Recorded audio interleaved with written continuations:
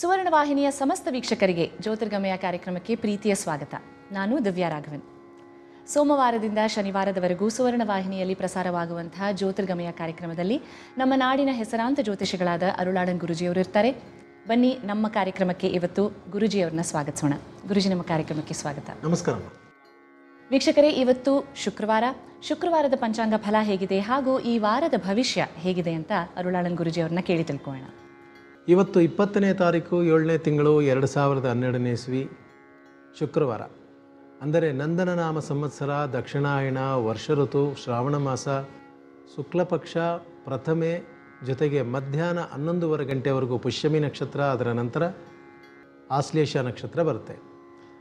ವರ್ಷ ಋತು ಇವತ್ತಿನಿಂದ ಪ್ರಾರಂಭ ಆಗಿದೆ. ವರ್ಷ ಋತು ಅಂದರೆ ನಮ್ಮಲ್ಲಿ ನೋಡಿ ಋತುಗಳಿಗೆ ಎಷ್ಟು ಚೆನ್ನಾಗಿ ಹೆಸರಿಟ್ಟಿದ್ದಾರೆ ಅಂತಂದರೆ, ಇನ್ನು 2 ತಿಂಗಳ ಕಾಲ ಎಲ್ಲ ಕಡೆ ಮಳೆ ಆಗಬೇಕು ಅಂತೇಳಿ. ಮಳೆ ಆಗಲೇ ಪ್ರಾರಂಭ ಆಗಿದೆ, ಕೆಲವು ಕಡೆ ಆಗಿದೆ, ಕೆಲವು ಕಡೆ ಆಗಿಲ್ಲ. ಆದರೂ ವರ್ಷ ಋತುವಲ್ಲಿ ಖಂಡಿತ ಆಗುತ್ತೆ. ಶ್ರಾವಣ ಮಾಸ ಬೇರೆ ಬಂದಿದೆ. ಶ್ರಾವಣ ಮಾಸ ಅಂತಂದರೆ ಇಲ್ಲಿಂದ ಎಲ್ಲ ಹಬ್ಬಗಳೆಲ್ಲ ಪ್ರಾರಂಭ ಆಗುತ್ತೆ. ಇನ್ನೇನು ನಾಗರ ಪಂಚಮಿ ಬರುತ್ತೆ, ವರಲಕ್ಷ್ಮಿ ಹಬ್ಬ ಬರುತ್ತೆ, ಗಣೇಶ ಗೌರಿ ಬರುತ್ತೆ. ಎಲ್ಲದಕ್ಕೂ ಸಿದ್ಧತೆಗಳು ಮಾಡ್ಕೊಳ್ಳಿ. ವರ್ಷ ಪೂರ್ತಿ ದೇವಸ್ಥಾನಕ್ಕೆ ಹೋಗೋಕ್ಕಾಗಲಿಲ್ಲ, ಪೂಜೆ ಪುನಸ್ಕಾರಗಳು ಮಾಡೋಕ್ಕಾಗಲಿಲ್ಲ ಅಂದರೂ ಕೂಡ ಹಬ್ಬಗಳಲ್ಲಿ ವಿಶೇಷವಾಗಿ ಪೂಜೆಗಳು ಮಾಡಿದ್ರೆ ವರ್ಷ ಪೂರ್ತಿಯ ಫಲಗಳು ಸಿಗುತ್ತೆ ಅಂಥೇಳಿ ನಮ್ಮ ಸಂಪ್ರದಾಯ ಹೇಳುತ್ತೆ. ಜೊತೆಗೆ ಪುಷ್ಯಮಿ ನಕ್ಷತ್ರ ಬೆಳಗ್ಗೆ 11:30 ಗಂಟೆವರೆಗಿರುತ್ತೆ. ಅದರ ನಂತರ ಆಶ್ಲೇಷ ನಕ್ಷತ್ರ. ಆಶ್ಲೇಷ ನಕ್ಷತ್ರದಲ್ಲಿ ಯಾವುದೇ ಕಾರ್ಯಕ್ರಮಗಳು ಮಾಡೋದಿಲ್ಲ. ಆದರೆ ಮಂತ್ರ ಉಪದೇಶಕ್ಕೆ ಬಹಳ ಒಳ್ಳೆಯ ದಿನ. ಅಥವಾ ಯಾವುದಾದ್ರು ಹೊಸ ದೇವಸ್ಥಾನಕ್ಕೆ ಹೋಗಬೇಕು, ಗುರು ಹಿರಿಯರ ಆಶೀರ್ವಾದ ಪಡ್ಕೋಬೇಕು, ಇಂಥದಕ್ಕೆಲ್ಲ ಬುದ್ಧಿವಂತಿಕೆಗೆ ಸಂಬಂಧಪಟ್ಟಂತಹ ಕೆಲಸಗಳು ಏನೇ ಮಾಡೋಕ್ಕಾದರೂ ಕೂಡ ಇವತ್ತಿನ ದಿವಸ ಆಶ್ಲೇಷ ನಕ್ಷತ್ರವನ್ನು ಉಪಯೋಗಿಸ್ಕೋಬೋದು. ಗುರುಗ್ರಹ ಮೇಷರಾಶಿ ಬಿಟ್ಟು ವೃಷಭ ರಾಶಿಗೆ ಪ್ರವೇಶವಾದಾಗ ಹಲವಾರು ರಾಶಿಗಳಿಗೆ ಯಾವ ರೀತಿ ಫಲಾಫಲಗಳಿರುತ್ತೆ ಅಂತ ದಿನನಿತ್ಯ ನೋಡ್ಕೊಂಬಂದ್ವಿ. ಇವತ್ತಿನ ದಿವಸ ಮೀನರಾಶಿಯವರಿಗೆ, ಕಾರ್ಮಿಕರಿಗೆ, ಎಂಪ್ಲಾಯೀಸ್ ಅಂತ ಏನು ಹೇಳ್ತೀವಿ, ಕೆಲಸಗಾರರು, ಪ್ರೈವೇಟ್ ಇರ್ಬೋದು, ಗೌರ್ಮೆಂಟ್ ಇರ್ಬೋದು, ಅಂಥವ್ರಿಗೆ ಯಾವ ರೀತಿ ಇರುತ್ತೆ ಈ ವರ್ಷ ಪೂರ್ತಿ ಅಂತಂದರೆ ಮೇ ತಿಂಗಳು 2012ರಿಂದ ಮೇ ತಿಂಗಳು 2013ರವರೆಗೆ ಸ್ವಲ್ಪ ಹೆಚ್ಚಿನ ಕೆಲಸ ಇರುತ್ತೆ. ಓವರ್ ಟೈಮ್ ಸಿಗುತ್ತೆ, ಸಂಬಳ ಸಿಗುತ್ತೆ. ಆದರೆ ಓವರ್ ಟೈಮೇ ಬೇಡ, ಸಂಬಳನೂ ಕಡಿಮೆ ಇದ್ದರೂ ಪರವಾಗಿಲ್ಲ, ಕೆಲಸ ಸಾಕು ಅಂತ ಹೇಳೋಷ್ಟು ಮನಸ್ಸು ಸ್ವಲ್ಪ ನೊಂದ್ಕೊಳ್ಳೋ ಥರ ಆಗುತ್ತೆ. ಹಿರಿಯ ಅಧಿಕಾರಿಗಳು ಟೆನ್ಷನ್ ಕೊಟ್ಟರು ಕೂಡ ಜವಾಬ್ದಾರಿ ಹೆಚ್ಚಿಕೊಡ್ತಾರೆ. ನಿಮ್ಮ ಪ್ರಾಜೆಕ್ಟು ಅಥವಾ ನಿಮ್ಮ ಕೆಲಸ ನೀವೇನು ಮಾಡ್ತೀರಾ ಅದರ ಮೂಲಕ ನಿಮಗೆ ಹೆಚ್ಚಿನ ಹೆಸರು ಬರುವಂತಹ ಯೋಗ ಕೂಡ ಇದೆ ಅಂತ ಹೇಳ್ತೀವಿ. ಸ್ವಲ್ಪ ಕೊಲೀಗ್ಸ್ ಹತ್ರ ಮಾತಾಡಿದಾಗ ಏನೋ ಸಹಜವಾಗಿದ್ದು ಮಾತಾಡ್ಬಿಡೋದು, ಅವ್ರ ಬಗ್ಗೆ ಇವ್ರ ಬಗ್ಗೆ ಕಾಮೆಂಟ್ ಮಾಡೋದು, ಅದು ನಿಮಗೆ ಮತ್ತೆ ತಿರುಗುಬಾಣವಾಗಿ ಬಂದು ತೊಂದರೆ ಕೊಡುವಂತಹ ಸಾಧ್ಯತೆ ಇರೋದ್ರಿಂದ ಹೆಚ್ಚು ಯಾರ ಬಗ್ಗೆನೂ ಕಾಮೆಂಟ್ಸ್ ಮಾಡೋದು ಬೇಡ. ನಿಮ್ಮ ಕೆಲಸ ನೀವು ಮಾಡ್ಕೊಂಡು ಹೋದರೂ ಕೂಡ ಉತ್ತಮ ಅಂತ ಹೇಳ್ತೀವಿ. ಸಾಫ್ಟ್ವೇರಲ್ಲಿ ಇರ್ತಕ್ಕಂಥವರಿಗೆ ಈ ಕೆಲಸ ಬಿಟ್ಟು ಇನ್ಯಾವುದಾದ್ರು ಕೆಲಸಕ್ಕೆ ಹೋಗೋಣ ಅನಿಸುತ್ತೆ. ಆದರೆ ಇಲ್ಲಿರ್ತಕ್ಕಂಥದ್ದು, ಇಲ್ಲಿ ಕಲಿಯುವಂಥದ್ದು ಬೇರೆ ಕಡೆ ಕಲಿಯೋಕ್ಕೆ ಸಾಧ್ಯವಾಗದೆ ಹೋಗ್ಬೋದು. ಆದ್ದರಿಂದ ಈ ವರ್ಷ ಪೂರ್ತಿ ನವಂಬರ್ ಡಿಸೆಂಬರ್ವರೆಗೂ ಸ್ವಲ್ಪ ತಾಳ್ಮೆಯಿಂದ ಇದ್ದು ಈ ಕೆಲಸವನ್ನು, ಈ ಪ್ರಾಜೆಕ್ಟನ್ನು ಕಲಿತ್ರೆ ಮುಂದಕ್ಕೆ ವಿಶೇಷವಾಗಿ ಒಳ್ಳೆಯ ಕೆಲಸಗಳು ಸಿಗುವಂತಹ ಯೋಗ ಕೂಡ ಇದೆ ಅಂತ ಹೇಳ್ತೀವಿ.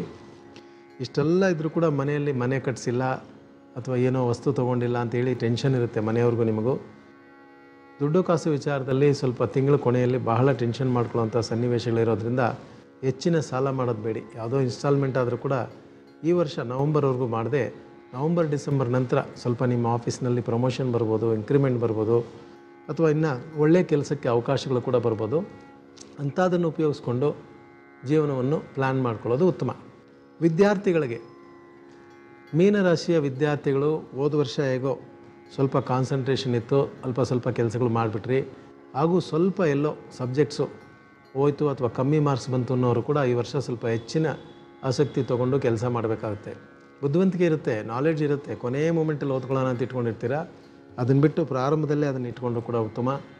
ಕ್ಯಾಂಪಸ್ ಸೆಲೆಕ್ಷನ್ಗೆ ಕೆಲವರು ವೆಯ್ಟ್ ಮಾಡ್ತಾ ಇರ್ತೀರ. ಹೋದ ಸಲ ಬಂದರೂ ನನಗೆ ಸೆಲೆಕ್ಷನ್ ಕೊಟ್ಟಿಲ್ಲ ಅನ್ನೋರು ಕೂಡ, ನಿಮ್ಮ ವಿದ್ಯಾಭ್ಯಾಸ ಟ್ರ್ಯಾಕ್ ರೆಕಾರ್ಡ್ ಚೆನ್ನಾಗಿದ್ರೂ ಕೂಡ ಇಂಟರ್ವ್ಯೂ ಚೆನ್ನಾಗಿ ಮಾಡಿರೋದಿಲ್ಲ. ಆದ್ದರಿಂದ ಸ್ವಲ್ಪ ಇಂಟರ್ವ್ಯೂ ಮಾಡೋರ ಹತ್ರ ಹೇಗೆ ಮಾತಾಡಬೇಕು ಏನು ಅನ್ನೋದನ್ನು ಸ್ವಲ್ಪ ಅಭ್ಯಾಸ ಮಾಡಿಕೊಂಡ್ರು ಕೂಡ ಒಳ್ಳೆಯದಾಗುತ್ತೆ ಅಂತ ಹೇಳ್ಬೋದು. ಕೆಲವರಿಗೆ ಎಲ್ಲ ಮುಗಿಸ್ಬಿಟ್ಟಿದ್ದೀವಲ್ಲ, ಪರವಾಗಿಲ್ಲ, ಎಕ್ಸಾಮ್ ಬಂದಾಗ ನೋಡ್ಕೊಳ್ಳೋಣ ಅಂಥೇಳಿ ಬಹಳ ನಿದ್ದೆ ಅಥವಾ ಭಾಳ ಅಲ್ಲಿ ಊರೂರೇ ತಿರುಗೋದು ಫ್ರೆಂಡ್ಸ್ ಜೊತೆ, ಇದೆಲ್ಲ ಆಸೆ ಬಂದುಬಿಡುತ್ತೆ. ಈ ವರ್ಷ ಒಂದು ಸ್ವಲ್ಪ ಕ್ರೂಷಿಯಲ್, ಅದು ಫೈನಲ್ ಇಯರಲ್ಲಿ ಇರ್ತಕ್ಕಂಥವ್ರು, ಇಂಜಿನಿಯರಿಂಗು ಅಥವಾ ಯಾವುದಾದ್ರು ಪ್ರೊಫೆಷ್ನಲ್ ಕೋರ್ಸ್ ಓದ್ತಾ ಇರ್ತಕ್ಕಂಥವ್ರಿಗೆ ಸ್ವಲ್ಪ ಬಹಳ ಮುಖ್ಯವಾದಂತಹ ವರ್ಷವಾಗಿರುತ್ತೆ. 4ನೇ ಮನೆಯಲ್ಲಿ ಗುರು ಇದ್ದರೆ ಪಾಸಾಗ್ತೀನಿ ಎಂದು ಭರವಸೆ ಇರುತ್ತೆ, ಆದರೆ ಮಾರ್ಕ್ಸ್ ಕಮ್ಮಿ ಆಗಿಬಿಡುವಂತಹ ಸಾಧ್ಯತೆ ಇರೋದ್ರಿಂದ ಇನ್ನಷ್ಟು ಹೆಚ್ಚಿನ ಪ್ರಯತ್ನ ಮಾಡಬೇಕಾಗುತ್ತೆ. ಕೆಲವರಿಗೆ ಕೈ ಮುಂದೆನೇ ಎಲ್ಲ ಕೆಲಸ ಇರುತ್ತೆ, ಮಾಡಿಬಿಡ್ಬೋದು. ಆದರೆ ಮಧ್ಯಾಹ್ನ ಮಾಡ್ಕೋತೀನಿ, ನಾಳೆ ಮಾಡ್ಕೋತೀನಿ ಅಂತ ಮುಂದೂಡುವಂತಹ ಗುಣ ಕೂಡ ಬರುತ್ತೆ. ಊಟ ಉಪಚಾರದಲ್ಲಿ ಭಾಳ ಆಸಕ್ತಿ ಇರುತ್ತೆ. ಭಾಳ ಖಾರವಾಗಿ ಮಸಾಲೆ ಹೋಟ್ಲ್ ಐಟಮು ಇದೆಲ್ಲ ತಿನ್ನಬೇಕು ಅಂತ ಆಸೆ ಇರುತ್ತೆ. ಫುಡ್ ಹ್ಯಾಬಿಟ್ಸು ಕೂಡ ಸ್ವಲ್ಪ ಕಂಟ್ರೋಲ್ ಮಾಡ್ಕೊಳ್ಳಿ. ಸ್ನೇಹಿತರ ಹತ್ರ ಸ್ವಲ್ಪ ಸಣ್ಣ ಪುಟ್ಟ ವಿಚಾರಕ್ಕೆ ಆರ್ಗ್ಯುಮೆಂಟ್ ಮಾಡೋದು ಕಡಿಮೆ ಮಾಡಿದ್ರು ಕೂಡ ಉತ್ತಮ. ಹೊಸ ವಾಹನ ಏನಾದ್ರು ತೊಗೊಂಡ್ರೆ ಅದನ್ನು ಭದ್ರವಾಗಿ ಸ್ನೇಹಿತರಿಗೆ ಅವರಿವ್ರಿಗೆ ಕೊಡದೆ ನೀವೇ ಓಡಿಸಿ ಅಥವಾ ಹುಷಾರಾಗಿ ಇಟ್ಕೊಳ್ಳೋವಂತಹ ಪ್ರಯತ್ನ ಮಾಡೋದು ಕೂಡ ಉತ್ತಮ. ಕೆಲವರಿಗೆ ಪ್ರೀತಿ, ಪ್ರೇಮ, ಲವ್ ಅಫೇರ್ ಅಂತ ತಲೆ ಕೆಡಿಸುತ್ತೆ. ವಿದ್ಯಾಭ್ಯಾಸ, ಕೆಲಸ ಇದು ಎರಡರ ಮೇಲೆ ಗಮನ ಇಟ್ಟರೆ ಈ ವರ್ಷ ಇನ್ನಷ್ಟು ವಿಶೇಷವಾದಂತಹ ಫಲಗಳನ್ನು ಖಂಡಿತ ಪಡ್ಕೋಬೋದು. ಹೆಣ್ಣು ಮಕ್ಕಳಿಗೆ ಮನೆಯಲ್ಲಿರುವಂತಹ ಹೆಣ್ಣು ಮಕ್ಕಳು ಅಂತ ಕೂಡ ಲೆಕ್ಕ ತೊಗೋಬೋದು. ಕೆಲಸಕ್ಕೆ ಹೋಗದೆ ಮನೆಯಲ್ಲಿರೋರು, ಮಕ್ಕಳು ದೊಡ್ಡವರಾಗಿದ್ದಾರೆ, ಅವ್ರ ವಿಚಾರದಲ್ಲಿ ಗಮನ ಇಟ್ಕೊಬೇಕಾದವರು, ಇವರಿಗೆಲ್ಲ ಹೇಗಿರುತ್ತೆ ಅಂತಂದರೆ ಲಾಸ್ಟ್ ಇಯರ್ ಭಾಳ ಚೆನ್ನಾಗಿತ್ತು. ಹೋದ ವರ್ಷ 2011-12 ಸ್ವಲ್ಪ ಮನೆಯಲ್ಲಿ ಶುಭ ಕಾರ್ಯ ಪ್ರಯತ್ನಗಳಾಯಿತು. ಆದರೆ ಮನೆ ಕಟ್ಟಿಸಿದ್ರಿ, ಅದರ ಸಾಲ ಹೆಚ್ಚಾಯಿತು, ಅಥವಾ ಏನೋ ಸಣ್ಣದಾಗಿ ಪ್ಲ್ಯಾನ್ ಮಾಡಿದ್ವಿ, ಅದು ದೊಡ್ಡದಾಗೋಯ್ತು, ಅದಕ್ಕೇನಾದ್ರು ದಾರಿ ಮಾಡಬೇಕಲ್ಲ ಅಂಥೇಳಿ ಈ ವರ್ಷ ಸ್ವಲ್ಪ ಹೆಚ್ಚಿನ ಶ್ರಮ ವಹಿಸಿ ಕೆಲಸಗಳನ್ನು ಮಾಡಬೇಕಾಗುತ್ತೆ. ಆದರೂ ವಾಕ್ಚಾತುರ್ಯ, ಧೈರ್ಯ ಎರಡೂ ನಿಮಗಿರೋದ್ರಿಂದ ಹೇಗಾರು ನಿಭಾಯಿಸ್ತೀರ. ನೋಡೋಣ, ಇನ್ನಷ್ಟು ವಿಶೇಷವಾದಂತಹ ಸುದ್ದಿಗಳು ನಿಮಗಾಗಿದೆ. ನಾಳೆ ವಿಚಾರದಲ್ಲಿ ನೋಡೋಣ. ಧನ್ಯವಾದಗಳು ಗುರುಜಿ. ವೀಕ್ಷಕರೇ, ಒಂದು ಸಣ್ಣ ವಿರಾಮ. ವಿರಾಮದ ನಂತರ ದೋಷ ಪರಿಹಾರ ವಿಭಾಗ.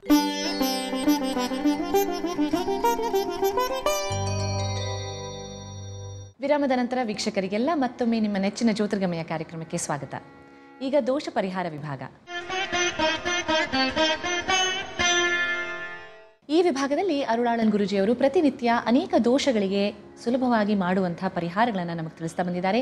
ಇವತ್ತು ಯಾವ ದೋಷ, ಅದಕ್ಕೆ ಪರಿಹಾರ ಏನು ಅಂತ ಕೇಳಿ ತಿಳ್ಕೊಳ್ಳೋಣ. ಹಾಗೆಯೇ ಮನೆ ಮದ್ದಿನ ವಿಭಾಗದಲ್ಲಿ ಯಾವ ಮನೆ ಮದ್ದಿನ ಬಗ್ಗೆ ಗುರುಜಿಯವರು ತಿಳಿಸ್ತಾರೆ ಅಂತ ಕೂಡ ತಿಳ್ಕೊಳ್ಳೋಣ.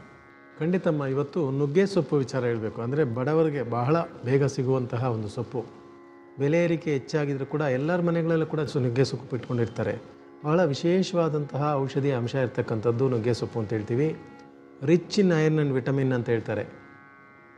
ರಕ್ತ ಕಮ್ಮಿ ಇದೆ, ರಕ್ತದಲ್ಲಿ ಕೆಂಪಿನ ಅಂಶ ಕಮ್ಮಿ ಇದೆ, ಹಿಮೋಗ್ಲೋಬಿನ್ ಕಮ್ಮಿ ಇದೆ, ಡಾಕ್ಟ್ರು ಮಾತ್ರೆ ತೊಗೊಳ್ಳಿ ಅಂತ ಬರ್ಕೊಟ್ಬಿಟ್ಟಿದ್ದಾರೆ ಅಂತಂದರೂ ಕೂಡ ಮಾತ್ರೆ ತೊಗೊಂಡ್ರೆ ಆಗೋದಿಲ್ಲ ಅನ್ನೋರಿಗೆ ಕೂಡ ದಿನನಿತ್ಯ ನುಗ್ಗೆ ಸೊಪ್ಪು ತಿನ್ಕೊಂಬಂದರೆ ಸುಮಾರು 48 ದಿನ ಕಾಲದಲ್ಲಿ ಖಂಡಿತ ರಕ್ತದಲ್ಲಿ ಕೆಂಪು ಅಂಶ ಹೆಚ್ಚಾಗುತ್ತೆ, ರಕ್ತ ಉತ್ಪಾದನೆ ಹೆಚ್ಚಾಗುತ್ತೆ ಅಂತ ಕೂಡ ಹೇಳ್ತೀವಿ. ಜೊತೆಗೆ ನುಗ್ಗೆ ಮರದಲ್ಲಿ ಎಲ್ಲ ಉಪಯೋಗ, ನುಗ್ಗೆ ಸೊಪ್ಪು, ನುಗ್ಗೆ ಹೂವು, ನುಗ್ಗೆಕಾಯಿ ಎಲ್ಲವೂ ಕೂಡ ಪ್ರಯೋಜನ ಕೊಡುವಂತಹ ವಿಶೇಷವಾದಂತಹ ಔಷಧಿ ಗುಣ ಇರತಕ್ಕಂತಹ ಎಲೆ ಮರ ಆಗುತ್ತದು. ಕೋಲ್ಡ್ ಇದ್ದರೆ ನುಗ್ಗೆ ಸೊಪ್ಪು ಸ್ವಲ್ಪ ಸೂಪ್ ಮಾಡ್ಕೊಂಡು ಕುಡಿದ್ರೂ ಕೂಡ ನುಗ್ಗೆ ಸೊಪ್ಪು ಖಂಡಿತ ವಿಟಮಿನ್ ಸಿ ಭಾಳ ಇದೆ. ಕಫ ಇದ್ದರೂ ಕೂಡ ಸರಿ, ಶೀತ ಇದ್ದರೂ ಕೂಡ ಸರಿ, ತಕ್ಷಣ 3 ದಿನ ಕಾಲದಲ್ಲಿ ಬಹಳ ಬೇಗ ವಾಸಿಯಾಗುತ್ತೆ ಅಂತ ಕೂಡ ಹೇಳ್ತೀವಿ. ಮಧುಮೇಹ, ಡಯಾಬಿಟಿಕ್ಸ್ ಇರೋರು ಖಂಡಿತ ನುಗ್ಗೆ ಸೊಪ್ಪನ್ನು ಹೆಚ್ಚು ಉಪಯೋಗಿಸ್ಬೋದು. ಡಾಕ್ಟರ್ಸ್ ಹೇಳಿರ್ತಾರೆ ಫುಡ್ಡಲ್ಲೇ ಕಂಟ್ರೋಲ್ ಮಾಡ್ಕೊಳ್ರಿ, ಸದ್ಯಕ್ಕೆ ಟ್ಯಾಬ್ಲೆಟ್ ಬೇಡ, ಈಗ ತಾನೇ ಸ್ವಲ್ಪ ಬಂದಿದೆ ನಿಮಗೆ ಸಕ್ಕರೆ ಕಾಯಿಲೆ ಅಂತಾರೆ. ಹೆಂಗಪ್ಪ ಫುಡ್ಡಲ್ಲಿ ಕಂಟ್ರೋಲ್ ಮಾಡ್ಕೊಳ್ಳೋದ್ರೆ ಈ ರೀತಿಯೇ ಒಂದು ಸೊಪ್ಪಿನ ಅಂಶ ಇರ್ತಕ್ಕ ಸೊಪ್ಪು ಹೆಚ್ಚಾಗಿ ತೊಗೊಳ್ಳೋದು ಅಥವಾ ಸಕ್ಕರೆ ಅಂಶ ಹೆಚ್ಚಾಗಿರೋ ಪದಾರ್ಥಗಳನ್ನ ಕಡಿಮೆ ಮಾಡೋದು, ಇದೆಲ್ಲ ಬರುತ್ತೆ. ನುಗ್ಗೆ ಸೊಪ್ಪು ಡಯಾಬಿಟಿಕ್ಸ್ ಅವರಿಗೆ ಬಹಳ ಒಳ್ಳೆಯದು. ಕಾಮಾಲೆ ಬಂದವರಿಗೆ, ಜಾಂಡಿಸ್ ಅಂತ ಹೇಳ್ತೀವಿ, ಖಂಡಿತ ಪಥ್ಯ ಇರಬೇಕು ಅಂತ ಹೇಳ್ತಾರೆ. ಇದು ತೊಗೋಬೇಡಿ, ಅದು ತೊಗೋಬೇಡಿ ಅಂತ ಹೇಳ್ತಾರೆ. ನುಗ್ಗೆ ಸೊಪ್ಪು ರಸ ಅಥವಾ ನುಗ್ಗೆ ಸೂಪ್ ಅಂತ ಏನು ಹೇಳ್ತೀವಿ, ಅದನ್ನು ಮಾಡಿಕೊಟ್ರು ಕೂಡ ಸುಮಾರು 7 ದಿನ ಕಾಲದಲ್ಲಿ ಕಾಮಾಲೆ ಪರಿಪೂರ್ಣವಾಗಿ ವಾಸಿಯಾಗುವಂತಹ ಯೋಗ ಇದೆ. ಸುಮಾರು ಒಂದು 15 ml ಅಷ್ಟು ರಸ ತೆಗೆದು ಒಂದು ತಿಂಗಳಲ್ಲಿ ಒಂದು 4 ದಿವಸ ತೊಗೊಂಡ್ರೆ ಹೆಣ್ಣು ಮಕ್ಕಳಿಗೆ ಪೀರಿಯಡ್ಸ್ ಪ್ರಾಬ್ಲಮ್ ಅಂತ ಏನು ಹೇಳ್ತಾರೆ, ಆ ಹೊಟ್ಟೆ ನೋವು ಬರೋದು, ತೊಂದರೆ ಆಗೋದು, ಇದೆಲ್ಲವೂ ಕೂಡ ಕಡಿಮೆ ಆಗುತ್ತೆ. ಆದರೆ ಒಂದು 6 ತಿಂಗಳು 8 ತಿಂಗಳು ತೊಗೋಬೇಕು. ಆ ನುಗ್ಗೆ ಸೊಪ್ಪಿನ ರಸ ತೊಗೊಂಡ್ರೆ ಅದರಲ್ಲಿ ಹೆಚ್ಚಿನ ಔಷಧಿ ಅಂಶ ಇದೆ. ಅದು ಈ ಹಾರ್ಮೋನಲ್ ಇಂಬ್ಯಾಲೆನ್ಸ್ ಅಂತ ಏನು ಹೇಳ್ತಾರೆ, ಅದನ್ನೆಲ್ಲ ಸರಿಪಡಿಸುವಂತಹ ಔಷಧಿಗಳು ಅದರಲ್ಲಿ ಇರೋದರಿಂದ ಬಹಳ ವಿಶೇಷವಾಗಿ ಅದು ಉಪಯೋಗ ಆಗುತ್ತೆ ಅಂತ ಕೂಡ ಹೇಳ್ತೀವಿ. ಗಟ್ಟಿಮುಟ್ಟಾದಂತಹ ಎಲುಬುಗಳು ಬೇಕು ಮಕ್ಕಳಿಗೆ ಅಂತಂದರೆ ಚಿಕ್ಕ ವಯಸ್ಸಿನಿಂದಲೇ ಹೆಚ್ಚಿನ ನುಗ್ಗೆ ಸೊಪ್ಪು ಕೊಟ್ಕೊಂಬನ್ನಿ. ಕ್ಯಾಲ್ಶಿಯಂ ಪ್ರಾಬ್ಲಮ್ ಖಂಡಿತ ಬರೋದೇ ಇಲ್ಲ. ಪರಿಹಾರ ವಿಚಾರ, ದೋಷ ಪರಿಹಾರ ವಿಚಾರದಲ್ಲಿ ಗುರುಗ್ರಹ ಹಲವಾರು ಮನೆಗಳಲ್ಲಿದ್ದರೆ ಯಾವ ರೀತಿಯ ದೋಷ ಬರುತ್ತೆ, ಅದಕ್ಕೆ ಯಾವ ರೀತಿಯ ಪರಿಹಾರ ಮಾಡಬೇಕು ಅಂತ ನಾವು ನೋಡ್ತಾ ಇದ್ವಿ.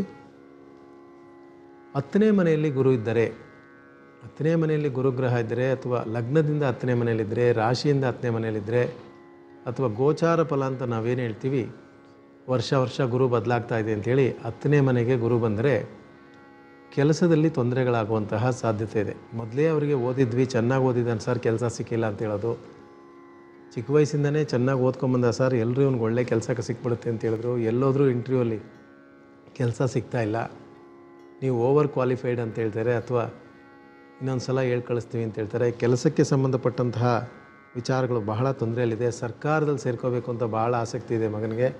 2-3 ಸಲ ಇಂಟರ್ವ್ಯೂ ಆಯಿತು, ನೇರವಾಗಿ ಮಿಸ್ ಆಗೋಯ್ತು ಅಂತ ಹೇಳೋದು. ಈ ರೀತಿ ಕೆಲಸಕ್ಕೆ ಸಂಬಂಧಪಟ್ಟಂತಹ ವಿಚಾರಗಳಲ್ಲಿ ತೊಂದರೆಗಳಾಗೋದು, ಅಥವಾ ಯಾರಿಗೋ ನಂಬಿ ದುಡ್ಡು ಕೊಟ್ಟಿವಿ ಸರ್, ಅವ್ರು ಹಿಂದಿರುಗಿಸ್ಕೊಟ್ಟಿಲ್ಲ ಅಂತ ಹೇಳೋದು, ಯಾರು ನಂಬಿದ್ರೂ ಕೂಡ ನಮಗದು ಒಳ್ಳೇದಾಗ್ತಾ ಇಲ್ಲ ಅಂತ ಹೇಳೋದು. ಈ ರೀತಿ ತೊಂದರೆಗಳು ಸಾಮಾನ್ಯವಾಗಿ ಬರೋದಕ್ಕೆ ಸಾಧ್ಯ ಇದೆ.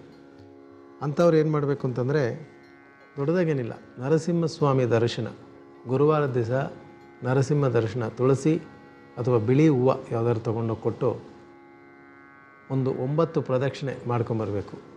ಅದು ಬೇರೆ ದಿವಸಗಳಲ್ಲಿ 5 ವಾರ ಹೋಗಿ 9 ವಾರ ಹೋಗಿ ಅಂತ ಹೇಳ್ತೀವಿ. ಈ ರೀತಿ PUC ಡಿಗ್ರಿ ಮುಗಿಸಿದ್ದಾನೆ, 2 ವರ್ಷದಿಂದ ಕಾಯ್ತಾ ಇದ್ದಾನೆ, ಒಳ್ಳೆ ಕೆಲಸ ಸಿಕ್ಕಿಲ್ಲ ಅನ್ನೋರು, 3-4 ವರ್ಷಕ್ಕೆ ಮುಂಚೆ ದುಡ್ಡು ಕೊಟ್ವಿ, ನಂಬಿಕೆಯಲ್ಲಿ ಕೊಟ್ಟಿಲ್ಲ ಅಂತ ಹೇಳೋರು, ಕೆಲಸದ ವಿಚಾರದಲ್ಲಿ ಸಮಾಧಾನ ಇಲ್ಲ ಅಂತ ಹೇಳೋರು, ಇಂಥವರೆಲ್ಲ ಸುಮಾರು 19 ವಾರ ಹೋಗಬೇಕು, 18 ವಾರ ಹೋಗಬೇಕು. 1 ವಾರ ಪ್ರಾರಂಭದಲ್ಲಿ ಲೆಕ್ಕ ಬರುತ್ತೆ.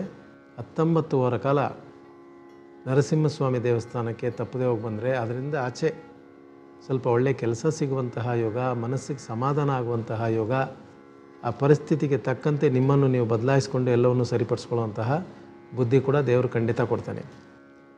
ಇದನ್ನು ಸರ್ ಒಂದು ಮಾಡಿಬಿಟ್ರೆ ಯಾವಾಗಲೂ ಪರ್ಮನೆಂಟಾಗಿ ರಿಲೀಫ್ ಆಗುತ್ತಾ ಲೈಫ್ ಲಾಂಗ್ ಅಂತಂದರೆ, ನಿಮ್ಮ ಜಾತಕದಲ್ಲಿ ಆ ರೀತಿ 10ನೇ ಮನೆಯಲ್ಲಿ ಗುರು ಪರ್ಮನೆಂಟಾಗಿ ನಿಮ್ಮ ಲಗ್ನಕ್ಕೆ ಹತ್ರಲ್ಲಿದ್ದುಬಿಟ್ರೆ ಆಗೋದಿಲ್ಲ. ಆದರೆ ಗೋಚಾರ ಫಲದಲ್ಲಿ ಚಂದ್ರನಿಗೆ ಹತ್ರಲ್ಲಿದ್ದರೆ ಆಗುತ್ತೆ. ಯಾವುದಕ್ಕೂ ವರ್ಷಕ್ಕೆ 1 ಸಲ 5 ವಾರ ಕಾಲ ನರಸಿಂಹ ದರ್ಶನ ಮಾಡ್ಕೊಂಬಂದರೆ ಕೆಲಸ ಕಾರ್ಯಗಳಲ್ಲಿ ತೊಂದರೆ ಇಲ್ಲದೆ ಎಲ್ಲ ಕೆಲಸವನ್ನು ಬಹಳ ಸುಲಭವಾಗಿ ಸಂತೋಷವಾಗಿ ಮುಗಿಸ್ಬೋದು.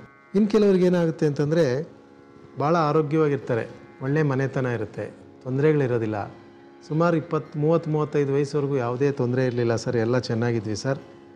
ಆಮೇಲೆ ಏನೋ ಸಣ್ಣ ಪುಟ್ಟದಾಗಿ ವ್ಯವಹಾರ ಮಾಡೋಣ ಅಂತ ಹೊರಟ್ವಿ, ಸಿಕ್ಕಾಬಟ್ಟೆ ತೊಂದರೆಗೆ ಸಿಗಾಕೊಂಡ್ಬಿಟ್ಟಿದ್ದೀವಿ, ಕೆಲಸಕ್ಕೂ ಹೋಗೋಕ್ಕಾಗ್ತಾಯಿಲ್ಲ, ವ್ಯಾಪಾರನೂ ಮಾಡೋಕ್ಕಾಗ್ತಾಯಿಲ್ಲ, ರಿಲೇಷನ್ಸೇ ಸ್ವಲ್ಪ ಕೈ ಕೊಡ್ತಾ ಇದ್ದಾರೆ, ಬಂಧು ಮಿತ್ರರೇ ನಮಗೆ ವಿರುದ್ಧವಾಗಿ ಕೆಲಸ ಮಾಡ್ತಾಯಿದ್ದಾರೆ, ನಮಗೆ ಲಕ್ಕೇ ಇಲ್ಲ ಅಂತ ಅನ್ನಿಸ್ಬಿಟ್ಟಿದೆ, ಬುದ್ಧಿವಂತಿಕೆ ಇದೆ, ನಾವು ಮಾಡ್ತಾಯಿರೋ ವ್ಯಾಪಾರನೂ ಚೆನ್ನಾಗಿದೆ ಅಂತ ಬೇರೆಯವ್ರು ಹೇಳ್ತಾರೆ, ಆದರೆ ತೊಂದರೆ ಮೇಲೆ ತೊಂದರೆ ಬರ್ತಾಯಿದೆ, ಒಂದು ಬಿಟ್ಬಿಡೋದಾ ಅಥವಾ ಇಟ್ಕೊಳ್ಳೋದ ಅಂತ ಗೊತ್ತಾಗ್ತಾ ಇಲ್ಲ, ಕೆಲಸ ಬಿಟ್ಟು ವ್ಯಾಪಾರ ಮಾಡೋದಾ, ವ್ಯಾಪಾರ ಬಿಟ್ಟು ಕೆಲಸ ಮಾಡೋದಾ ಅಂತ ಗೊಂದಲಗಳು ಬಂದಿದೆ. ಇದು ಕೆಲವರಿಗೆ, ಎರಡೂ ಮಾಡೋರಿಗೆ ಈ ಥರ ಬರುತ್ತೆ ಅವಾಗವಾಗ. ಅಂಥದ್ದಿದ್ದರೆ ಖಂಡಿತ ನಿಮಗೆ ಎರಡೂ ಉಳಿಸ್ಕೋಬೇಕು ಅನ್ನೋ ಆಸೆ ಇರುತ್ತೆ, ಕೆಲಸದಲ್ಲೂ ಸಂಬಳ ಬರುತ್ತೆ, ವ್ಯಾಪಾರ ಮಾಡಿದ್ರೆ ಲಾಭ ಬರುತ್ತೆ, ಯಾವ್ದು ಬಿಡೋದು ಯಾವ್ದು ಬಿಡಬಾರ್ದು ಅನ್ನೋ ಗೊಂದಲಗಳು ಬರುತ್ತೆ. ಅಂಥವ್ರಿಗೆ 11ನೇ ಮನೆಯಲ್ಲಿ ಗುರು ಇದ್ದರೆ ಆ ರೀತಿ ಟೆನ್ಷನ್ಸ್ ಖಂಡಿತ ಕೊಡ್ತಾನೆ. ಇಲ್ಲಿ ಸರಿಯಾದ ತೀರ್ಮಾನ ತಗೊಳ್ಳೋದಕ್ಕೆ ಪರಿಹಾರಗಳಿದೆ. ಈ ಎರಡು ಇಟ್ಕೊಳ್ಳಿ ಅಂತ ಜ್ಯೋತಿಷ್ಯ ಹೇಳೋದಿಲ್ಲ. ಸರಿಯಾದ ತೀರ್ಮಾನ, ಒಂದು ಕೆಲಸಕ್ಕೆ ಹೋಗೋದಾ ಅಥವಾ ವ್ಯಾಪಾರವನ್ನು ಪರಿಪೂರ್ಣವಾಗಿ ನೋಡ್ಕೊಳ್ಳೋದಾ ಅಂತ. ಗೊಂದಲಗಿದ್ದಾಗ ಯಾವುದು ಕೆಲಸ ವ್ಯಾಪಾರದ್ದೇ ಇಲ್ಲ, ವಿದ್ಯಾಭ್ಯಾಸದಲ್ಲಿ ಕೂಡ ಬರ್ಬೋದು ಕೆಲವರಿಗೆ, ಯಾವುದು ಓದೋದಾ ಅಥವಾ ಕೆಲಸಕ್ಕೆ ಹೋಗೋದಾ ಅಂತ ಕೂಡ ಬರ್ಬೋದು.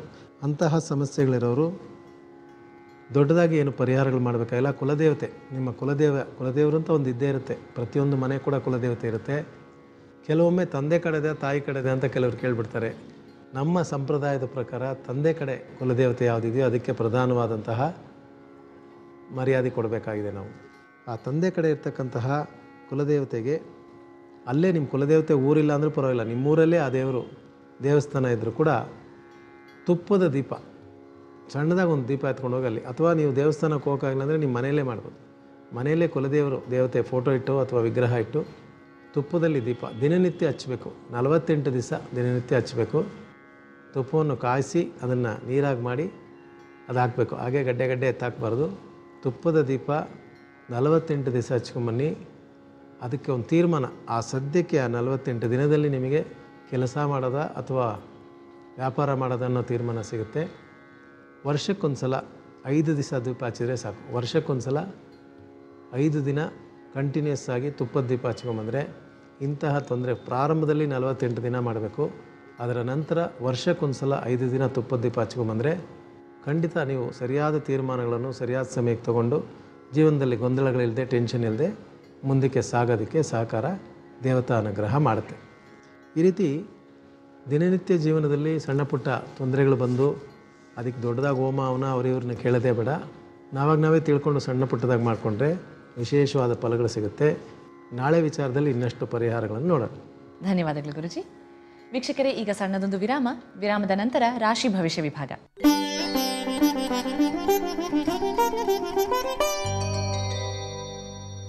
ವಿರಾಮದ ನಂತರ ವೀಕ್ಷಕರಿಗೆಲ್ಲ ನಿಮ್ಮ ನೆಚ್ಚಿನ ಜ್ಯೋತಿರ್ಗಮಯ ಕಾರ್ಯಕ್ರಮಕ್ಕೆ ಮತ್ತೆ ಸ್ವಾಗತ. ಈಗ ರಾಶಿ ಭವಿಷ್ಯ ವಿಭಾಗ. ಈ ವಿಭಾಗದಲ್ಲಿ 12 ರಾಶಿಗಳ ಫಲಾಫಲಗಳು ನಕ್ಷತ್ರದ ಆಧಾರದ ಮೇಲೆ ಪ್ರತಿನಿತ್ಯ ಹೇಗಿರುತ್ತೆ ಅನ್ನೋದನ್ನ ಅರುಳಾಡನ್ ಗುರುಜಿಯವರು ನಮಗೆ ತಿಳಿಸ್ತಾ ಬಂದಿದ್ದಾರೆ.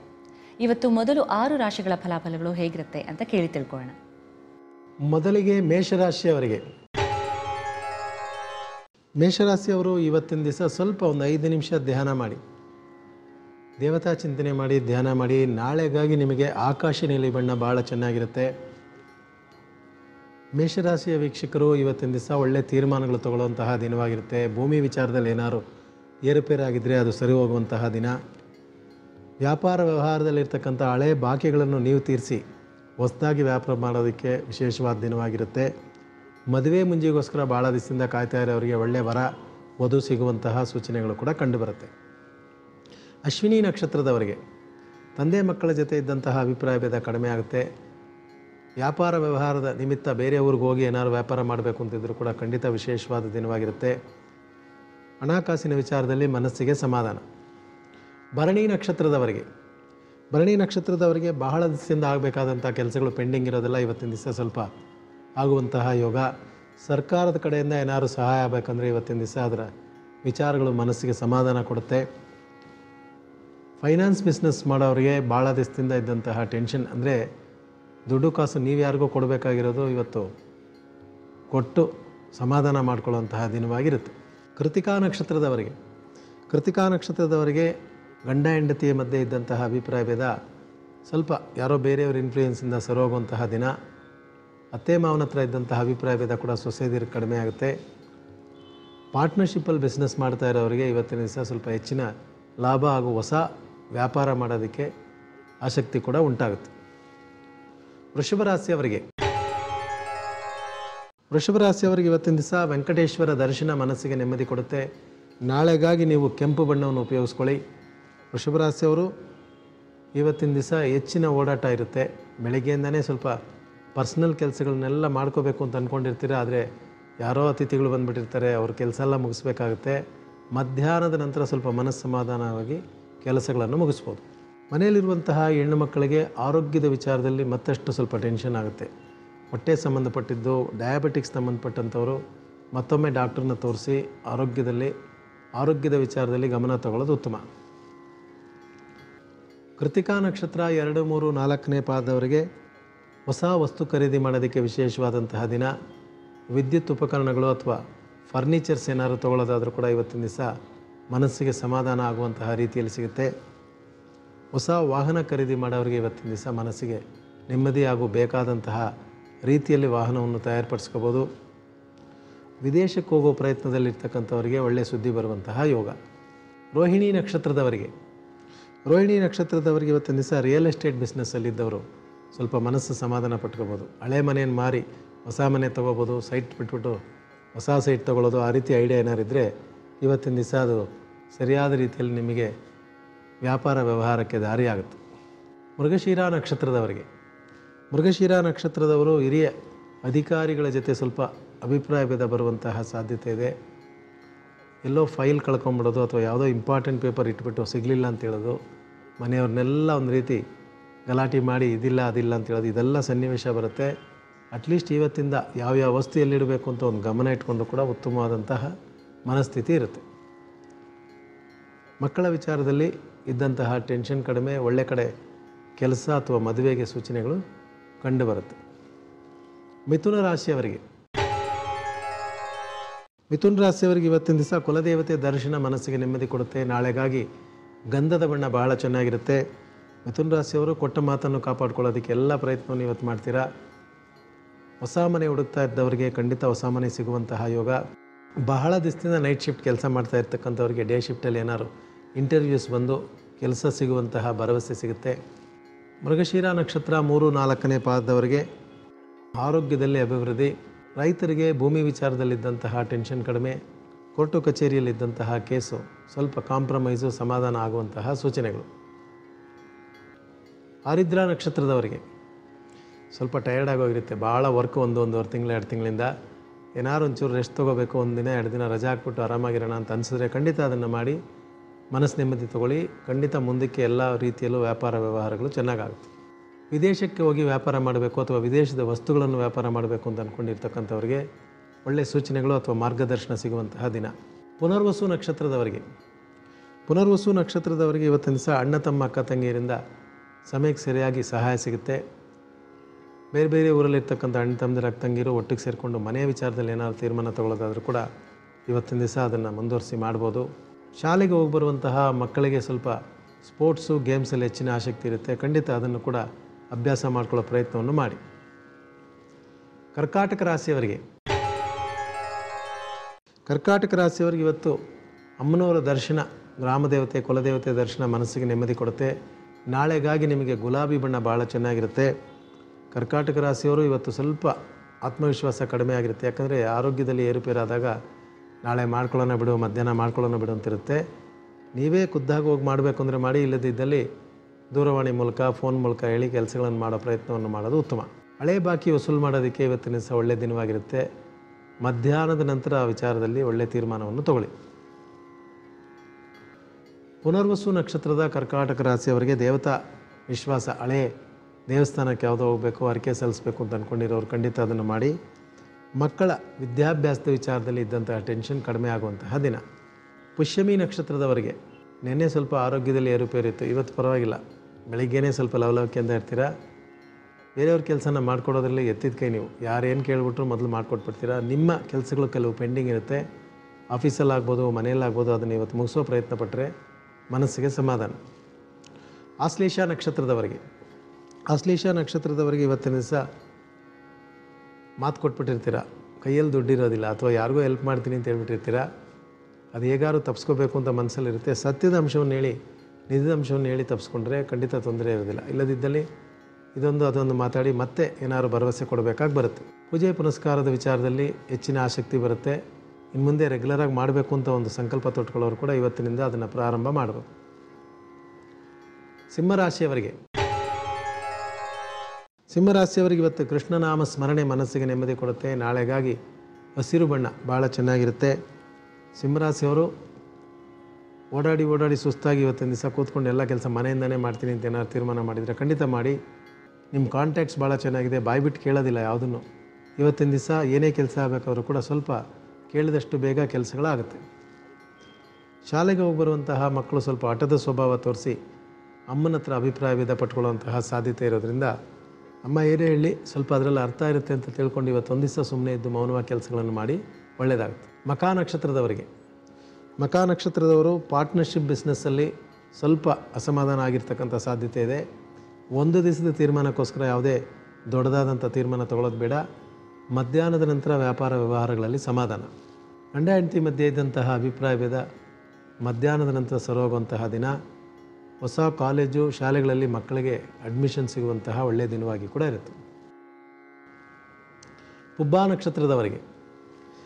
ನಕ್ಷತ್ರದವರು ಇವತ್ತಿನ ದಿವಸ ಸ್ವಲ್ಪ ಹೆಚ್ಚಿನ ದುಡ್ಡು ಖರ್ಚು ಮಾಡಬೇಕಾದಂತಹ ಪರಿಸ್ಥಿತಿ. ಸ್ನೇಹಿತರಿಗೆ ಮಾತು ಕೊಟ್ಬಿಟ್ಟಿರ್ತೀರ ಅಥವಾ ಯಾರಿಗೋ ದುಡ್ಡು ಕಾಸು ಕೊಡ್ತೀನಿ ಅಂತ ಹೇಳಿರ್ತೀರ. ತಪ್ಪಿಸ್ಕೊಳ್ಳೋಕ್ಕಾಗಲ್ಲ, ಆದರೆ ಖಡಾಖಂಡಿತವಾಗಿ ಮಾತಾಡಿ ಸಹಾಯ ಮಾಡೋದು ಉತ್ತಮ. ಹೊಟ್ಟೆ ಸಂಬಂಧಪಟ್ಟಂತಹ ತೊಂದರೆ ಇರ್ತಕ್ಕಂಥವ್ರು ಹೆಣ್ಮಕ್ಳದು ಕೂಡ ಕ್ಯಾಶುವಲಾಗಿ ಏನಿಲ್ಲ ಪರವಾಗಿಲ್ಲ ಅಂತ ಮುಂದೂಡದೆ ಅದರ ಬಗ್ಗೆ ಸ್ವಲ್ಪ ಗಮನ ತಗೊಂಡು ಡಾಕ್ಟ್ರನ್ನ ನೋಡೋದು ಉತ್ತಮ. ಉತ್ತರ ನಕ್ಷತ್ರದವರಿಗೆ ಹೆಣ್ಣು ಮಕ್ಕಳಿಗೆ ಮದುವೆ ವಿಚಾರದಲ್ಲಿದ್ದಂಥ ಟೆನ್ಷನ್ ಕಡಿಮೆ ಆಗುತ್ತೆ. 4-5 ವರಗಳು ಬಂದಿದೆ, ಯಾವ್ದು ತೊಗೊಳ್ಳೋದು ಯಾವ್ದು ಬಿಡೋದು ಅಂತ ಗೊತ್ತಿಲ್ಲ. ಖಂಡಿತ ಇವತ್ತಿನ ದಿವಸ ಮದುವೆ ವಿಚಾರದಲ್ಲಿ ಒಳ್ಳೆಯ ತೀರ್ಮಾನಗಳು ಅಥವಾ ಬರುವ ವಾರದಲ್ಲಿ ಒಳ್ಳೆಯ ತೀರ್ಮಾನಗಳು ತಗೊಳ್ಳುವಂತಹ ಯೋಗ ಕಂಡುಬರುತ್ತೆ. ಕನ್ಯಾ ರಾಶಿಯವರು ಇವತ್ತಿನ ದಿವಸ ಸುಬ್ರಹ್ಮಣ್ಯ ದರ್ಶನ ಮನಸ್ಸಿಗೆ ನೆಮ್ಮದಿ ಕೊಡುತ್ತೆ. ನಾಳೆಗಾಗಿ ಕಾಫಿ ಪುಡಿ ಬಣ್ಣ, ಬ್ರೌನ್ ಬಣ್ಣ ಭಾಳ ಚೆನ್ನಾಗಿರುತ್ತೆ. ಕನ್ಯಾ ರಾಶಿಯವರು ದೊಡ್ಡದಾಗಿ ಪ್ರಯತ್ನ ಮಾಡಲಿಲ್ಲ ಅಂದರೂ ಕೂಡ ಅವರ ಹೆಸರಲ್ಲಿ ಯಾರು ವ್ಯವಹಾರ ಮಾಡಿದ್ರೆ ಚೆನ್ನಾಗಾಗುತ್ತೆ. ಮಕ್ಕಳ ವಿಚಾರದಲ್ಲಿ ಇದ್ದಂತಹ ಟೆನ್ಷನ್ ಕಡಿಮೆ ಆಗಿರುತ್ತೆ. ಆರೋಗ್ಯದ ದೃಷ್ಟಿಯಲ್ಲಿ ಯಾವಾಗಲೂ ಆರೋಗ್ಯವಾಗಿರಬೇಕು ಅಂತ ಆಸೆ ಇರುತ್ತೆ. ಆದರೆ ಸಣ್ಣ ಪುಟ್ಟ ತೊಂದರೆಗಳು ಬರುವ ಸಾಧ್ಯತೆ ಇರೋದ್ರಿಂದ ಎಲ್ಲದಕ್ಕೂ ಔಷಧಿ ತೊಗೊಳಕ್ಕೆ ಹೋಗಬೇಡಿ. ಒಂದು ಸಲ ಡಾಕ್ಟ್ರನ್ನ ಕೇಳಿ, ನೀವೇ ಔಷಧಿ ತೊಗೊಳ್ಳೋದನ್ನು ಬಿಟ್ಟು ಡಾಕ್ಟ್ರನ್ನ ಕೇಳಿ ಔಷಧಿಗಳನ್ನು ತೊಗೊಳ್ಳೋದು ಉತ್ತಮ. ಒಡವೆ ವಸ್ತ್ರ ಕಳ್ಕೊಂಡಿದ್ದು ತಿರ್ಗಾ ಸಿಗೋದಿಲ್ಲ, ಎಲ್ಲಂದರೆ ಅಲ್ಲಿ ಅದು ಹಾಕ್ಬಿಟ್ಟಿರ್ತೀರ, ಸ್ವಲ್ಪ ಅದನ್ನು ಸರಿಯಾಗಿ ಎತ್ತಿಟ್ಕೊಳ್ಳೋ ಅಭ್ಯಾಸ ಮಾಡಿಕೊಂಡು ಕೂಡ ಉತ್ತಮ.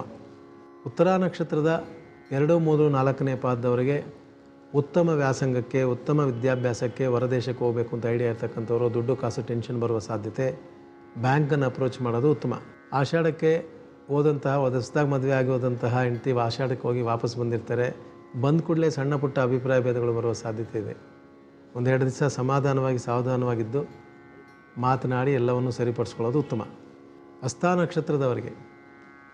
ನಕ್ಷತ್ರದವರಿಗೆ ಭಾಳ ದಿವಸ ರೆಸ್ಟೇ ಇಲ್ಲ, ಎಲ್ಲ ಊರಿಗೆ ಹೋಗಬೇಕು, 1-4 ದಿವಸ ಆರಾಮಾಗಿರಬೇಕು ಅಂತ ಅನಿಸುತ್ತೆ. ಅಡುಗೆ ಮಾಡಿ ಬೇಜಾರಾಗಿರೋರು ಕೂಡ ಇರ್ತೀರ. ಪರವಾಗಿಲ್ಲ, 1 ದಿವಸ 2 ದಿವಸ ವಿಶ್ರಾಂತಿ ತಗೊಳ್ಳುವಂತಹ ದಿನ ಹತ್ತಿರದಲ್ಲಿ ಬಂದಿದೆ. ಮನಸ್ಸಿಗೆ ಸಮಾಧಾನ ತಗೊಳ್ಳಿ. ಮದುವೆ ವಿಚಾರದಲ್ಲಿ ಪೋಸ್ಟ್ಪೋನ್ ಮಾಡ್ತಾ ಇದ್ದಂಥ ಹಸ್ತ ನಕ್ಷತ್ರದವರು ಈ ತಿಂಗಳಲ್ಲಿ ತೀರ್ಮಾನಗಳನ್ನು ತಗೊಳ್ಳೋ ಸನ್ನಿವೇಶ ಬರುತ್ತೆ, ಅದರಿಂದ ಒಳ್ಳೆಯದು ಕೂಡ ಆಗುತ್ತೆ. ಚಿತ್ತಾ ನಕ್ಷತ್ರದವರಿಗೆ VIPಸು, ಬಹಳ ಪ್ರತಿಭಾವಂತರ ಸಹಾಯದಿಂದ ಕೆಲಸಗಳಾಗುವಂತಹ ಯೋಗ. ಬ್ಯಾಂಕ್ಗಳಲ್ಲಿ, ಹಣಕಾಸು ಸಂಸ್ಥೆಗಳಲ್ಲಿ ಏನಾದರೂ ಸಹಾಯ ಕೇಳಿದರೆ ಅದು ಸಿಗುವಂತಹ ಒಳ್ಳೆಯ ದಿನವಾಗಿರುತ್ತೆ. ಆಸ್ತಿ ವಿಚಾರದಲ್ಲಿ ಭಾಳ ದಿವಸದಿಂದ ಇದ್ದಂತಹ ಟೆನ್ಷನ್ ಸರಿಪಡಿಸ್ಕೊಳ್ಳೋದಕ್ಕೆ ಇವತ್ತು ನಾಳೆ ಒಳಗೆ ಒಂದು ಮಾರ್ಗ ಆಗುತ್ತೆ. ಧನ್ಯವಾದಗಳು ಗುರುಜಿ. ವೀಕ್ಷಕರೇ, ಮೊದಲು 6 ರಾಶಿಗಳ ಫಲಾಫಲಗಳನ್ನು ಗುರುಜಿಯವರು ತಿಳಿಸ್ಕೊಟ್ಟಿದ್ದಾರೆ. ಉಳಿದ 6 ರಾಶಿಗಳ ಫಲಾಫಲಗಳು ಈ ಸಣ್ಣ ವಿರಾಮದ ನಂತರ ಕೇಳಿ ತಿಳ್ಕೊಳ್ಳೋಣ.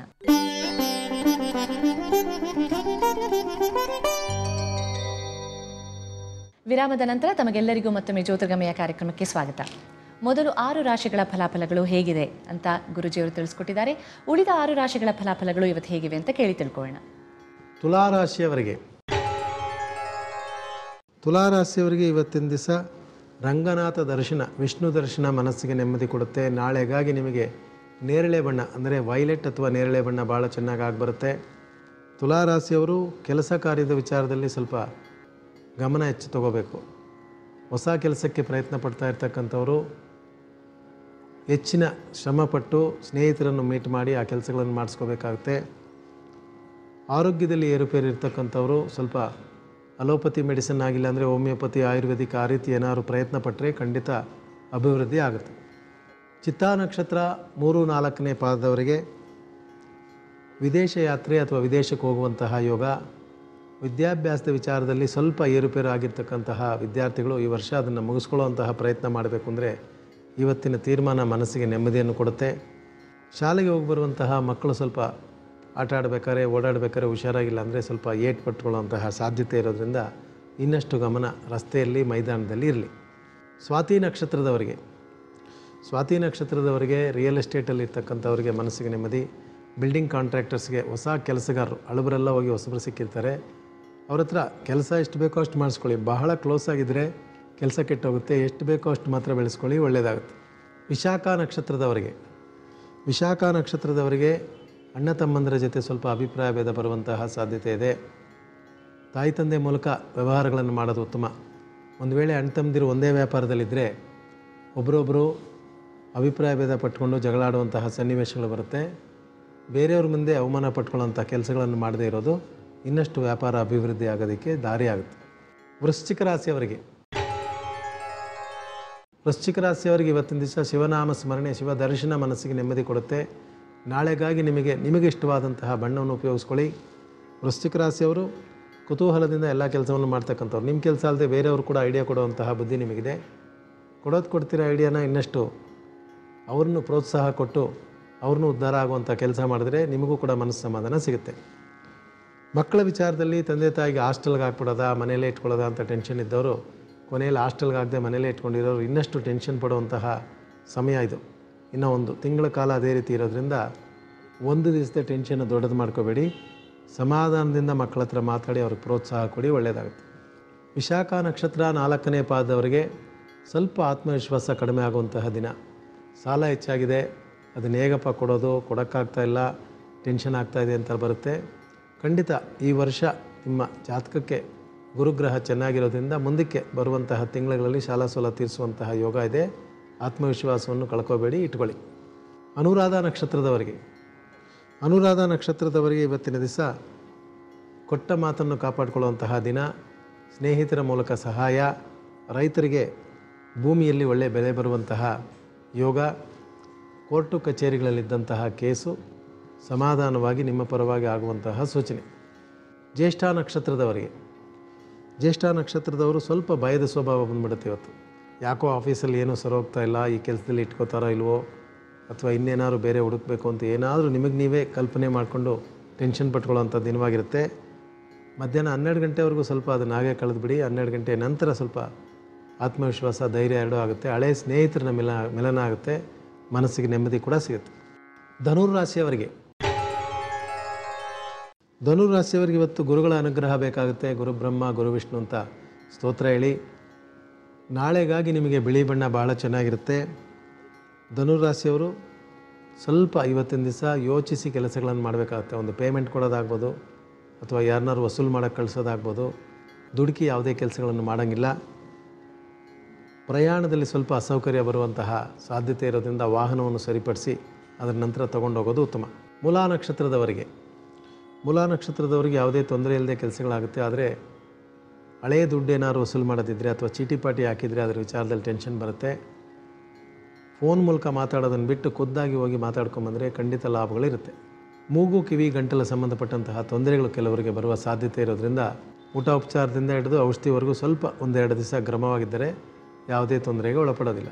ಪೂರ್ವಾಷಾಢ ನಕ್ಷತ್ರದವರಿಗೆ, ಪೂರ್ವಾಷಾಢ ನಕ್ಷತ್ರದವರು ಭಾಳ ಲವಲವಿಕೆಯಿಂದ ಆ್ಯಕ್ಟಿವ್ ಆಗಿ ಎಲ್ಲ ಕೆಲಸ ಮಾಡ್ತಾರೆ. ಕೆಲವು ಸಮಯ ಏನು ಮಾತಾಡಬೇಕು ಏನು ಮಾತಾಡೋದು ಇಲ್ಲ ಅಂತ ಗೊತ್ತಾಗೋದಿಲ್ಲ. ಇವತ್ತಿನ ದಿವಸ ಸ್ವಲ್ಪ ಬೇರೆಯವರು ಏನು ಮಾತಾಡ್ತಾರೋ ಅದನ್ನು ನೋಡಿ ಅದರ ನಂತರ ನೀವು ಮಾತಾಡೋದು ಉತ್ತಮ. ಮನೆಯಲ್ಲಿ ಹೆಣ್ಮಕ್ಳಿಗೆ, ಪೂರ್ವಾಷಾಢ ಹೆಣ್ಮಕ್ಳಿಗೆ ಅತಿಥಿ ಉಪಚಾರ ಅಥವಾ ನೀವು ಯಾರ್ದಾರು ಮನೆಗೆ ಬರ್ತೀವಿ ಅಂತ ಹೇಳಿದ್ರು ಕೂಡ ಇವತ್ತಿನ ದಿವಸ ಅದನ್ನು ಉಪಯೋಗವಾಗಿ ಹೋಗಿ ಬರ್ಬೋದು. ಹಳೆಯ ಆಸ್ತಿ ಪಾಸ್ತಿ ವಿಚಾರದಲ್ಲಿದ್ದಂಥ ಟೆನ್ಷನ್ ಕಡಿಮೆ ಆಗುತ್ತೆ. ಉತ್ತರಾಷಾಢ ನಕ್ಷತ್ರದವರಿಗೆ, ಉತ್ತರಾಷಾಢ ನಕ್ಷತ್ರದವರು ಇವತ್ತಿನ ದಿವಸ ಆರೋಗ್ಯದಲ್ಲಿ ಸ್ವಲ್ಪ ಏರುಪೇರು ಆಗುವ ಸಾಧ್ಯತೆ ಇರೋದ್ರಿಂದ ವಾಹನ ಓಡಿಸ್ಬೇಕಾರೆ ಅಥವಾ ಎಲ್ಲರೂ ಗಾಡಿ ನಿಲ್ಲಿಸ್ಬೇಕಾರೆ, ಹತ್ತಬೇಕಾರೆ, ಓಡಾಡಬೇಕಾರೆ ಸ್ವಲ್ಪ ಗಮನವಾಗಿರೋದು ಉತ್ತಮ. ಉತ್ತರಾಷಾಢ ನಕ್ಷತ್ರ 1ನೇ ಪಾದದವರಿಗೆ ವ್ಯಾಪಾರ ವ್ಯವಹಾರದಲ್ಲಿ ಹೆಚ್ಚಿನ ಆಸಕ್ತಿ ಇರುತ್ತೆ. ಹೊಸ ವಸ್ತುಗಳನ್ನು ಖರೀದಿ ಮಾಡುವಂತಹ ಇಷ್ಟ ಇರುತ್ತೆ. ಇವತ್ತು ಆಭರಣ, ವಸ್ತ್ರ ತಗೊಳ್ಳೋದಕ್ಕೆ ಒಳ್ಳೆಯ ದಿನವಾಗಿ ಕೂಡ ಇರುತ್ತೆ. ಮಕರ ರಾಶಿಯವರಿಗೆ, ಮಕರ ರಾಶಿಯವರಿಗೆ ಇವತ್ತಿನ ದಿವಸ ನರಸಿಂಹ ದರ್ಶನ ಮನಸ್ಸಿಗೆ ನೆಮ್ಮದಿ ಕೊಡುತ್ತೆ. ನಾಳೆಗಾಗಿ ನಿಮಗೆ ಬೂದಿ ಬಣ್ಣ ಬಹಳ ಚೆನ್ನಾಗಿರುತ್ತೆ. ಮಕರ ರಾಶಿಯವರು ಕುತೂಹಲದಿಂದ ಎಲ್ಲ ಕೆಲಸವನ್ನು ಮಾಡಿಸ್ಕೊಳ್ಳುವಂತಹ ಒಳ್ಳೆಯ ದಿನವಾಗಿರುತ್ತೆ. ದುಡ್ಡು ಕಾಸು ವಿಚಾರದಲ್ಲಿ ಭಾಳ ಹುಷಾರಾಗಿರ್ತೀರ. ಆದರೂ ಕೂಡ ಹಳೆ ಬಾಕಿ ಏನಾದ್ರು ವಸೂಲಾಗೋದಿದ್ದರೆ ವ್ಯಾಪಾರಸ್ಥರಿಗೆ ಇವತ್ತಿನ ದಿವಸ ಅದು ವಸೂಲಾಗುವಂತಹ ಒಳ್ಳೆಯ ದಿನವಾಗಿರುತ್ತೆ. ಸೋದರ ಮಾವನ ಕಡೆಯಿಂದ ಕೆಲವರಿಗೆ ಸಹಾಯ ಆಗುವಂತಹ ಒಳ್ಳೆಯ ದಿನವಾಗಿ ಕೂಡ ಇರುತ್ತೆ. ಉತ್ತರಾಷಾಢ ನಕ್ಷತ್ರ 2, 3, 4ನೇ ಪಾದದವರಿಗೆ ಪ್ರೀತಿ ಪ್ರೇಮ ವಿಚಾರದಲ್ಲಿ ಸ್ವಲ್ಪ ಟೆನ್ಷನ್ ಹೆಚ್ಚಾಗುವಂತಹ ಸಾಧ್ಯತೆ. ವಿದ್ಯಾಭ್ಯಾಸದಲ್ಲಿರ್ತಕ್ಕಂಥವ್ರಿಗೆ ವ್ಯಾಪಾರ ಮಾಡಬೇಕು ಅನ್ನೋ ಆಸೆ ಬರುತ್ತೆ. ಪಾರ್ಟ್ನರ್ಶಿಪ್ಪಲ್ಲಿ ಬಿಸ್ನೆಸ್ಸಲ್ಲಿ ಇರ್ತಕ್ಕಂಥವ್ರು ಸ್ವಲ್ಪ ಲೆಕ್ಕಾಚಾರ ತೆಗೆದು ಅದರ ನಂತರ ಪಾರ್ಟ್ನರ್ಶಿಪ್ ವಿಚಾರವನ್ನು ತೀರ್ಮಾನ ಮಾಡೋದು ಉತ್ತಮ. ಶ್ರವಣ ನಕ್ಷತ್ರದವರಿಗೆ, ಶ್ರವಣ ನಕ್ಷತ್ರದವರಿಗೆ ಇವತ್ತಿನ ದಿವಸ ಸ್ವಲ್ಪ ಕಾಂಪಿಟೇಷನ್ ಹೆಚ್ಚಾಯ್ತೇನೋ, ವ್ಯಾಪಾರ ವ್ಯವಹಾರದಲ್ಲಿ ಅಕ್ಕಪಕ್ಕ ಅಂಗಡಿಯವರಿಂದ ನಮಗೆ ತೊಂದರೆ ಆಗ್ತಾ ಇದೆಯೇನೋ ಅಂತ ನಿಮಗೆ ಮಾನಸಿಕವಾಗಿ ಒತ್ತಡ ಬರುತ್ತೆ. ಒಳ್ಳೆಯ ಕೆಲಸಗಾರರು ನಿಮ್ಮ ಹತ್ರ ಇರ್ತಾರೆ, ಅವ್ರ ಹತ್ರ ಮಾತಾಡಿಸಿ ಇನ್ನಷ್ಟು ವ್ಯಾಪಾರವನ್ನು ಹೆಚ್ಚುಪಡಿಸ್ಕೊಳ್ಳೋದಕ್ಕೆ ಪ್ರಯತ್ನಗಳನ್ನು ಮಾಡ್ಬೋದು. ಶತ್ರುಭಯ, ಆಫೀಸ್ನಲ್ಲಿ ಕೆಲವರಿಗೆ ನಮಗೆ ಅವರಾಗಲ್ಲ ಇವರಾಗಲ್ಲ, ಅದು ಗೌರ್ಮೆಂಟ್ ಆಫೀಸಲ್ಲಿ ಕೆಲಸ ಮಾಡೋರಿಗೆ ಪಕ್ಕದ ಟೇಬಲ್ ಅವರಾಗಲ್ಲ, ಎದುರು ಟೇಬಲ್ ಅವರಾಗಲ್ಲ ಅನ್ನೋ ಒಂದು ಭಾವನೆ ಬಂದು ಭೀತಿ ಬಂದುಬಿಟ್ಟಿರುತ್ತೆ. ನಿಮ್ಮ ಕೆಲಸ ನೀವು ಕರೆಕ್ಟಾಗಿ ಇವತ್ತು ಮಾಡ್ಕೊಂಡು ಹೋಗಿ, ಯಾರಿಂದ ಕೂಡ ನಿಮಗೆ ಖಂಡಿತ ತೊಂದರೆ ಆಗೋದಿಲ್ಲ. ಧನಿಷ್ಠ ನಕ್ಷತ್ರದವರಿಗೆ, ಧನಿಷ್ಠ ನಕ್ಷತ್ರದವರಿಗೆ ಇವತ್ತಿನ ದಿವಸ ಕುತೂಹಲವಾದಂತಹ ದಿನ. ಮಾತು ಕೊಟ್ಟಂತೆ ಸ್ನೇಹಿತರು ಕೂಡ ನಿಮಗೆ ಸಹಾಯ ಸಹಕಾರಗಳನ್ನು ಮಾಡಿರ್ತಾರೆ. ವ್ಯವಸಾಯದಲ್ಲಿರ್ತಕ್ಕಂಥವ್ರಿಗೆ ಸರ್ಕಾರದಿಂದ ಸಹಾಯಗಳು ಸಿಗುವಂತಹ ದಿನವಾಗಿರುತ್ತೆ. ಭೂಮಿ ವಿಚಾರದಲ್ಲಿ ತೀರ್ಮಾನಗಳನ್ನು ಸರಿಯಾದ ರೀತಿಯಲ್ಲಿ ಎಲ್ಲರೂ ತೊಗೋಬೋದು. ಮನೆ ಕಟ್ಟಕ್ಕೆ ಒಳ್ಳೆಯ ಯೋಗ ಅಥವಾ ಅದರ ವಿಚಾರದಲ್ಲಿ ತೀರ್ಮಾನಗಳನ್ನು ತೊಗೋಬೋದು. ಕುಂಭರಾಶಿಯವರಿಗೆ, ಕುಂಭರಾಶಿಯವರಿಗೆ ಇವತ್ತಿನ ದಿವಸ ಇಷ್ಟದೇವತೆ ಸ್ಮರಣೆ ಮನಸ್ಸಿಗೆ ನೆಮ್ಮದಿ ಕೊಡುತ್ತೆ. ನಾಳೆಗಾಗಿ ಗಂಧದ ಬಣ್ಣ ಭಾಳ ಚೆನ್ನಾಗಿರುತ್ತೆ. ಕುಂಭರಾಶಿಯವರಿಗೆ ಕೊಟ್ಟ ಮಾತನ್ನು ಕಾಪಾಡ್ಕೊಳ್ಳೋಕ್ಕೆ ಸ್ವಲ್ಪ ಪ್ರಯತ್ನ ಹೆಚ್ಚಾಗಿ ಮಾಡಬೇಕಾಗುತ್ತೆ. ಹೆಣ್ಮಕ್ಳಿಗೆ ಅಕ್ಕಪಕ್ಕ ಮನೆಯವ್ರ ಹತ್ರ ಸ್ವಲ್ಪ ಟೆನ್ಷನ್ ಬಂದ್ಬಿಡುತ್ತೇನೋ ಅಂತೇಳಿ ಭಯ ಪಟ್ಕೊಳ್ಳುವಂತಹ ದಿನ. ಏನು ಭಯ ಪಟ್ಕೋಬೇಕಾಗಿಲ್ಲ, ಸಹಜವಾಗಿ ಸಾಮಾನ್ಯವಾಗಿರಿ, ಯಾವುದೇ ತೊಂದರೆ ಕೂಡ ಖಂಡಿತ ಒಳಪಡೋದಿಲ್ಲ. ಧನಿಷ್ಠ ನಕ್ಷತ್ರ 3, 4ನೇ ಪಾದದವರೆಗೆ ವಿದ್ಯಾಭ್ಯಾಸದ ಕುರಿತು ಟೆನ್ಷನ್ಸ್ ಹೆಚ್ಚಾಗಿರುತ್ತೆ. ಕೆಲಸಕ್ಕೆ ಹೋಗ್ತಾ ಇದ್ದವರು, ಕೆಲಸವನ್ನು ಬಿಟ್ಟು ಮತ್ತೆ ಓದೋಕ್ಕೆ ಬಂದಿರತಕ್ಕಂಥವ್ರು, ಅಥವಾ ಪಾರ್ಟ್ ಟೈಮ್ ಕೆಲಸ ಮಾಡ್ಕೊಂಡು ಓದ್ತಂಥವ್ರಿಗೆ ಸ್ವಲ್ಪ ಸಬ್ಜೆಕ್ಟ್ಸ್ ವಿಚಾರದಲ್ಲಿ ಟೆನ್ಷನ್ ಬರುತ್ತೆ. ಒಳ್ಳೆ ಟ್ಯೂಷನ್ ಮೇಸ್ಟ್ ಹುಡುಕಬೇಕು ಅಥವಾ ಬೇರೆ ಕಡೆ ಎಲ್ಲರೂ ಪಾಠ ಕಲಿಬೇಕು ಅಂದರೆ ಇವತ್ತಿನ ದಿವಸ ಖಂಡಿತ ಅದನ್ನು ಮಾಡ್ಬೋದು. ಸಾಫ್ಟ್ವೇರ್ ಇಂಡಸ್ಟ್ರಿಯಲ್ಲಿ ಇರ್ತಕ್ಕಂಥವ್ರಿಗೆ ಒಳ್ಳೆಯ ಕೆಲಸದ ಅವಕಾಶ ಸಿಗುವಂತಹ ಯೋಗ, ಆ ರೀತಿ ಪ್ರಯತ್ನಗಳಿದ್ದರೆ ಖಂಡಿತ ಅದನ್ನು ಮುಂದುವರಿಸಿ. ಶತಭಿಷ ನಕ್ಷತ್ರದವರಿಗೆ ಇವತ್ತಿನ ದಿವಸ ಶೇರು ಮಾರ್ಕೆಟಲ್ಲಿ ದುಡ್ಡು ಹಾಕಿದರೆ ಸ್ವಲ್ಪ ದುಡ್ಡು ಹಿಂದಿರುಗಿ ಬರುವಂತಹ ಯೋಗ. ಊಟ ಉಪಚಾರ, provision store, hotel, food products, juice ಅಂಗಡಿ ಇಟ್ಟಿರ್ತಕ್ಕಂಥವ್ರಿಗೆ ಇನ್ನಷ್ಟು ಸಾಲ ಸ್ವಲ್ಪ ಸೇರುವಂತಹ ಯೋಗ. ಹೊಸದಾಗಿ ಏನಾದ್ರು ಪ್ರಯತ್ನ ಮಾಡಬೇಕು, ವ್ಯಾಪಾರ ಮಾಡಬೇಕು ಅಂದರೂ ಕೂಡ ಅದರ ವಿಚಾರದಲ್ಲಿ ತೀರ್ಮಾನ ತಗೋಬೋದು. ಪೂರ್ವಭದ್ರಾ ನಕ್ಷತ್ರದವರು ಇವತ್ತಿನ ದಿವಸ ಸ್ವಲ್ಪ ಆಸ್ತಿ ಪಾಸ್ತಿ ವಿಚಾರದಲ್ಲಿ ತವರು ಮನೆಯಿಂದ ಬಂದಂತಹ ವಿಚಾರ ಸ್ವಲ್ಪ ಮನಸ್ಸಿಗೆ ಟೆನ್ಷನ್ ಕೊಟ್ಟರು ಕೂಡ ಅಣ್ಣ ತಮ್ಮಂದರ ಸಹಾಯದಿಂದ ಎಲ್ಲ ತೊಂದರೆಗಳನ್ನು ಕೂಡ ನಿಭಾಯಿಸ್ಕೊಳ್ಳುವಂಥ ಒಳ್ಳೆಯ ದಿನವಾಗಿರುತ್ತೆ. ಮದುವೆಗೋಸ್ಕರ ಭಾಳ ದಿವಸದಿಂದ ಕಾಯ್ತಾ ಇದ್ದಂತಹ ಹೆಣ್ಣುಮಕ್ಕಳಿಗೆ ಒಳ್ಳೆಯ ವರಗಳು ಅಥವಾ ಒಳ್ಳೆಯ ವರಗಳು ಬಂದು ಅದು ತೀರ್ಮಾನ ಆಗುವಂತಹ ಒಳ್ಳೆಯ ದಿನವಾಗಿ ಕೂಡ ಇರುತ್ತೆ. ಮೀನರಾಶಿಯವರಿಗೆ ಇವತ್ತಿನ ದಿವಸ ಆಂಜನೇಯ ದರ್ಶನ ಮನಸ್ಸಿಗೆ ನೆಮ್ಮದಿ ಕೊಡುತ್ತೆ. ನಾಳೆಗಾಗಿ ನೀವು ಎಲ್ಲ ಬಣ್ಣಗಳು ಸೇರಿರ್ತಕ್ಕಂಥ ಮಿಕ್ಸ್ಡ್ ಕಲರ್ ಅಂತ ಹೇಳ್ತೀವಿ, ಅಂತಹ ಬಟ್ಟೆ ನಿಮ್ಮ ಹತ್ರ ಯಾವ್ದಾರು ಇದ್ದರೂ ಕೂಡ ಉಪಯೋಗಿಸಿ ಒಳ್ಳೆಯದಾಗುತ್ತೆ. ಮೀನರಾಶಿಯವರು ದೇವತಾ ಅನುಗ್ರಹದಿಂದ ಎಲ್ಲ ಕೆಲಸವನ್ನು ಚೆನ್ನಾಗಿ ಮಾಡುವಂತಹ ದಿನ. ಮೇಷ್ಟ್ರ ಕೆಲಸದಲ್ಲಿರ್ತಕ್ಕಂಥವರು, ಕಾಲೇಜ್ ಪ್ರೊಫೆಸರ್ಸು, ಟೀಚರ್ಸ್ಗಳಿಗೆ ಆಫೀಸ್ನಲ್ಲಿ ಭಾಳ ದಿವಸದಿಂದ ಪೆಂಡಿಂಗ್ ದುಡ್ಡು ಬರಬೇಕಾದ್ರೆ ಅಥವಾ ಹೊಸ ಕೆಲಸಕ್ಕೆ ಪ್ರಯತ್ನಗಳು ಮಾಡಿದರೆ ಸಿಗುವಂತಹ ಯೋಗ, ಗುರುಗ್ರಹದ ಪರಿಪೂರ್ಣ ಅನುಗ್ರಹ. ಪೂರ್ವಭದ್ರಾ ನಕ್ಷತ್ರದ ಮೀನರಾಶಿಯವರಿಗೆ ಆರೋಗ್ಯದಲ್ಲಿ ಸ್ವಲ್ಪ ಏರುಪೇರು ಆಗುವಂತಹ ಸಾಧ್ಯತೆ. ಉಷ್ಣ ಸಂಬಂಧಪಟ್ಟಂತಹ ತೊಂದರೆಗಳು, ಕಣ್ಣು ಉರಿತಾ ಇದೆ, ಮೈ ಉರಿತಾ ಇದೆ, ಈ ರೀತಿ ಬರುತ್ತೆ. ಅದಕ್ಕೆ ಊಟ ಉಪಚಾರದ ಜೊತೆ ಸ್ವಲ್ಪ ವಿಶ್ರಾಂತಿ ಕೂಡ ತಗೊಳ್ಳೋದು ಉತ್ತಮ. ಉತ್ತರಾಭಾದ್ರಾ ನಕ್ಷತ್ರದವರಿಗೆ ಪ್ರಯಾಣದಿಂದ ಸೌಕರ್ಯ, ಪ್ರಯಾಣದಿಂದ ಆದಾಯ, ಸರ್ಕಾರದ ಅಧಿಕಾರಿಗಳ ಸಹಾಯ, ಬ್ಯಾಂಕ್ನಲ್ಲಿ ಕೆಲಸ ಮಾಡೋರಿಗೆ ಉತ್ತಮ ಸ್ಥಾನಪಲಾಟ, ವಿದ್ಯಾರ್ಥಿಗಳಿಗೆ ಉಳಿಸ್ಕೊಂಡಂತಹ ಸಬ್ಜೆಕ್ಟ್ ಕ್ಲಿಯರ್ ಮಾಡುವಂತಹ ಯೋಗದ ದಿನವಾಗಿ ಕೂಡ ಇರುತ್ತೆ. ರೇವತಿ ನಕ್ಷತ್ರದವರಿಗೆ ಸ್ವಲ್ಪ ಗಂಟಲು, ಮೂಗು, ಕಿವಿ ಸಂಬಂಧಪಟ್ಟಂತಹ ತೊಂದರೆಗಳು ಬರುವ ಸಾಧ್ಯತೆ. ಥೈರಾಯ್ಡ್ ಪ್ರಾಬ್ಲಮ್ ಇರ್ತಕ್ಕಂಥವ್ರು ಮತ್ತೆ ಅದನ್ನು ಟೆಸ್ಟ್ ಮಾಡಿ ಸರಿಪಡಿಸ್ಕೊಳ್ಳೋ ಪ್ರಯತ್ನವನ್ನು ಮಾಡಿ. ಮಕ್ಕಳು ಸ್ವಲ್ಪ ಮೇಷ್ಟ್ರ ಹತ್ರ, ಟೀಚರ್ ಹತ್ರ ಎದುರುತ್ತರ ಕೊಟ್ಟು ಬಯಸ್ಕೊಳ್ಳೋ ದಿನ ಆಗುತ್ತೆ. ಆದ್ದರಿಂದ ಸ್ವಲ್ಪ ಅವ್ರು ಏನೇ ಹೇಳಿದ್ರು ಕೂಡ ನಿಮ್ಮ ಒಳ್ಳೆಯದಕ್ಕಂತ ಅಂದ್ಕೊಂಡು ಸ್ವಲ್ಪ ಮೌನವಾಗಿದ್ದು ಕೆಲಸಗಳನ್ನು ಮಾಡೋದು ಉತ್ತಮ. ಶುಕ್ರವಾರ ಗುರು ಹಿರಿಯರ, ಅಮ್ಮನವರ ಆಶೀರ್ವಾದ ತಗೊಂಡು ಕೆಲಸ ಕಾರ್ಯಗಳನ್ನು ಮಾಡಿದರೆ ಸಾಮಾನ್ಯವಾಗಿ ಕಾಲ ಅವಕಾಶ ತಗೊಳ್ಳುವಂತಹ ಕೆಲಸಗಳು ಕೂಡ ಬೇಗ ಮುಗಿಯುವಂತಹ ದಿನವಾಗಿರುತ್ತೆ. ಒಳ್ಳೆಯದಾಗುತ್ತೆ. ಧನ್ಯವಾದ ಗುರುಜಿ. ವೀಕ್ಷಕರೇ, 12 ರಾಶಿಗಳ ಫಲಾಫಲಗಳು ಇವತ್ತು ಹೇಗಿವೆ ಅಂತ ಗುರುಜಿಯವರು ತಿಳಿಸ್ಕೊಟ್ಟಿದ್ದಾರೆ. ಈಗ ಸಣ್ಣದೊಂದು ವಿರಾಮದ ನಂತರ ಪದ್ಧತಿ ಪರಿವೀಕ್ಷಣೆ ವಿಭಾಗ.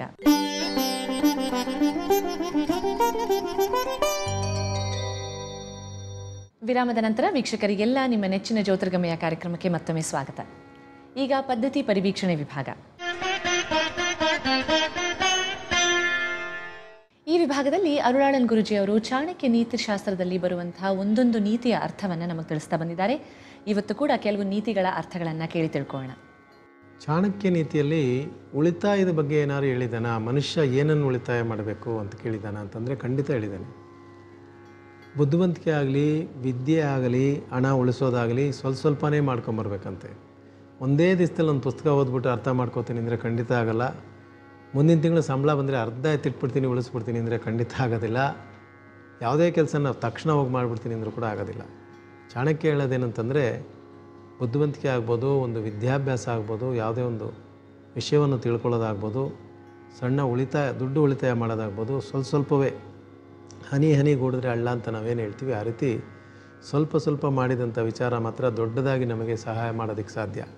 ಇಲ್ಲಾಂದರೆ ಏನು ಮಾಡ್ತೀವಿ, ಅರ್ಧ ಎತ್ತಿಟ್ಬಿಡ್ತೀವಿ ಅಂದರೆ 3ನೇ ದಿವಸ 4ನೇ ದಿವಸ ಅಷ್ಟು ಯಾಕಪ್ಪ ಎತ್ತಿಡಬೇಕು ಅಂತ ಖಂಡಿತ ಅದನ್ನು ಖರ್ಚು ಮಾಡಿಬಿಡ್ತೀವಿ. ಆದರೆ ಸಣ್ಣದಾಗಿ ಸ್ವಲ್ಪವಾಗಿ ಎತ್ತಿಟ್ಟಂತಹ ದುಡ್ಡು, ಸ್ವಲ್ಪವೇ ಕಲಿತು ಪೂರ್ಣವಾಗಿ ಅರ್ಥ ಮಾಡಿಕೊಂಡಂತಹ ವಿದ್ಯೆ, ಇದೆಲ್ಲವೂ ಕೂಡ ಮನುಷ್ಯನಿಗೆ ಶಾಶ್ವತವಾಗಿ ಸಹಾಯ ಮಾಡುತ್ತೆ.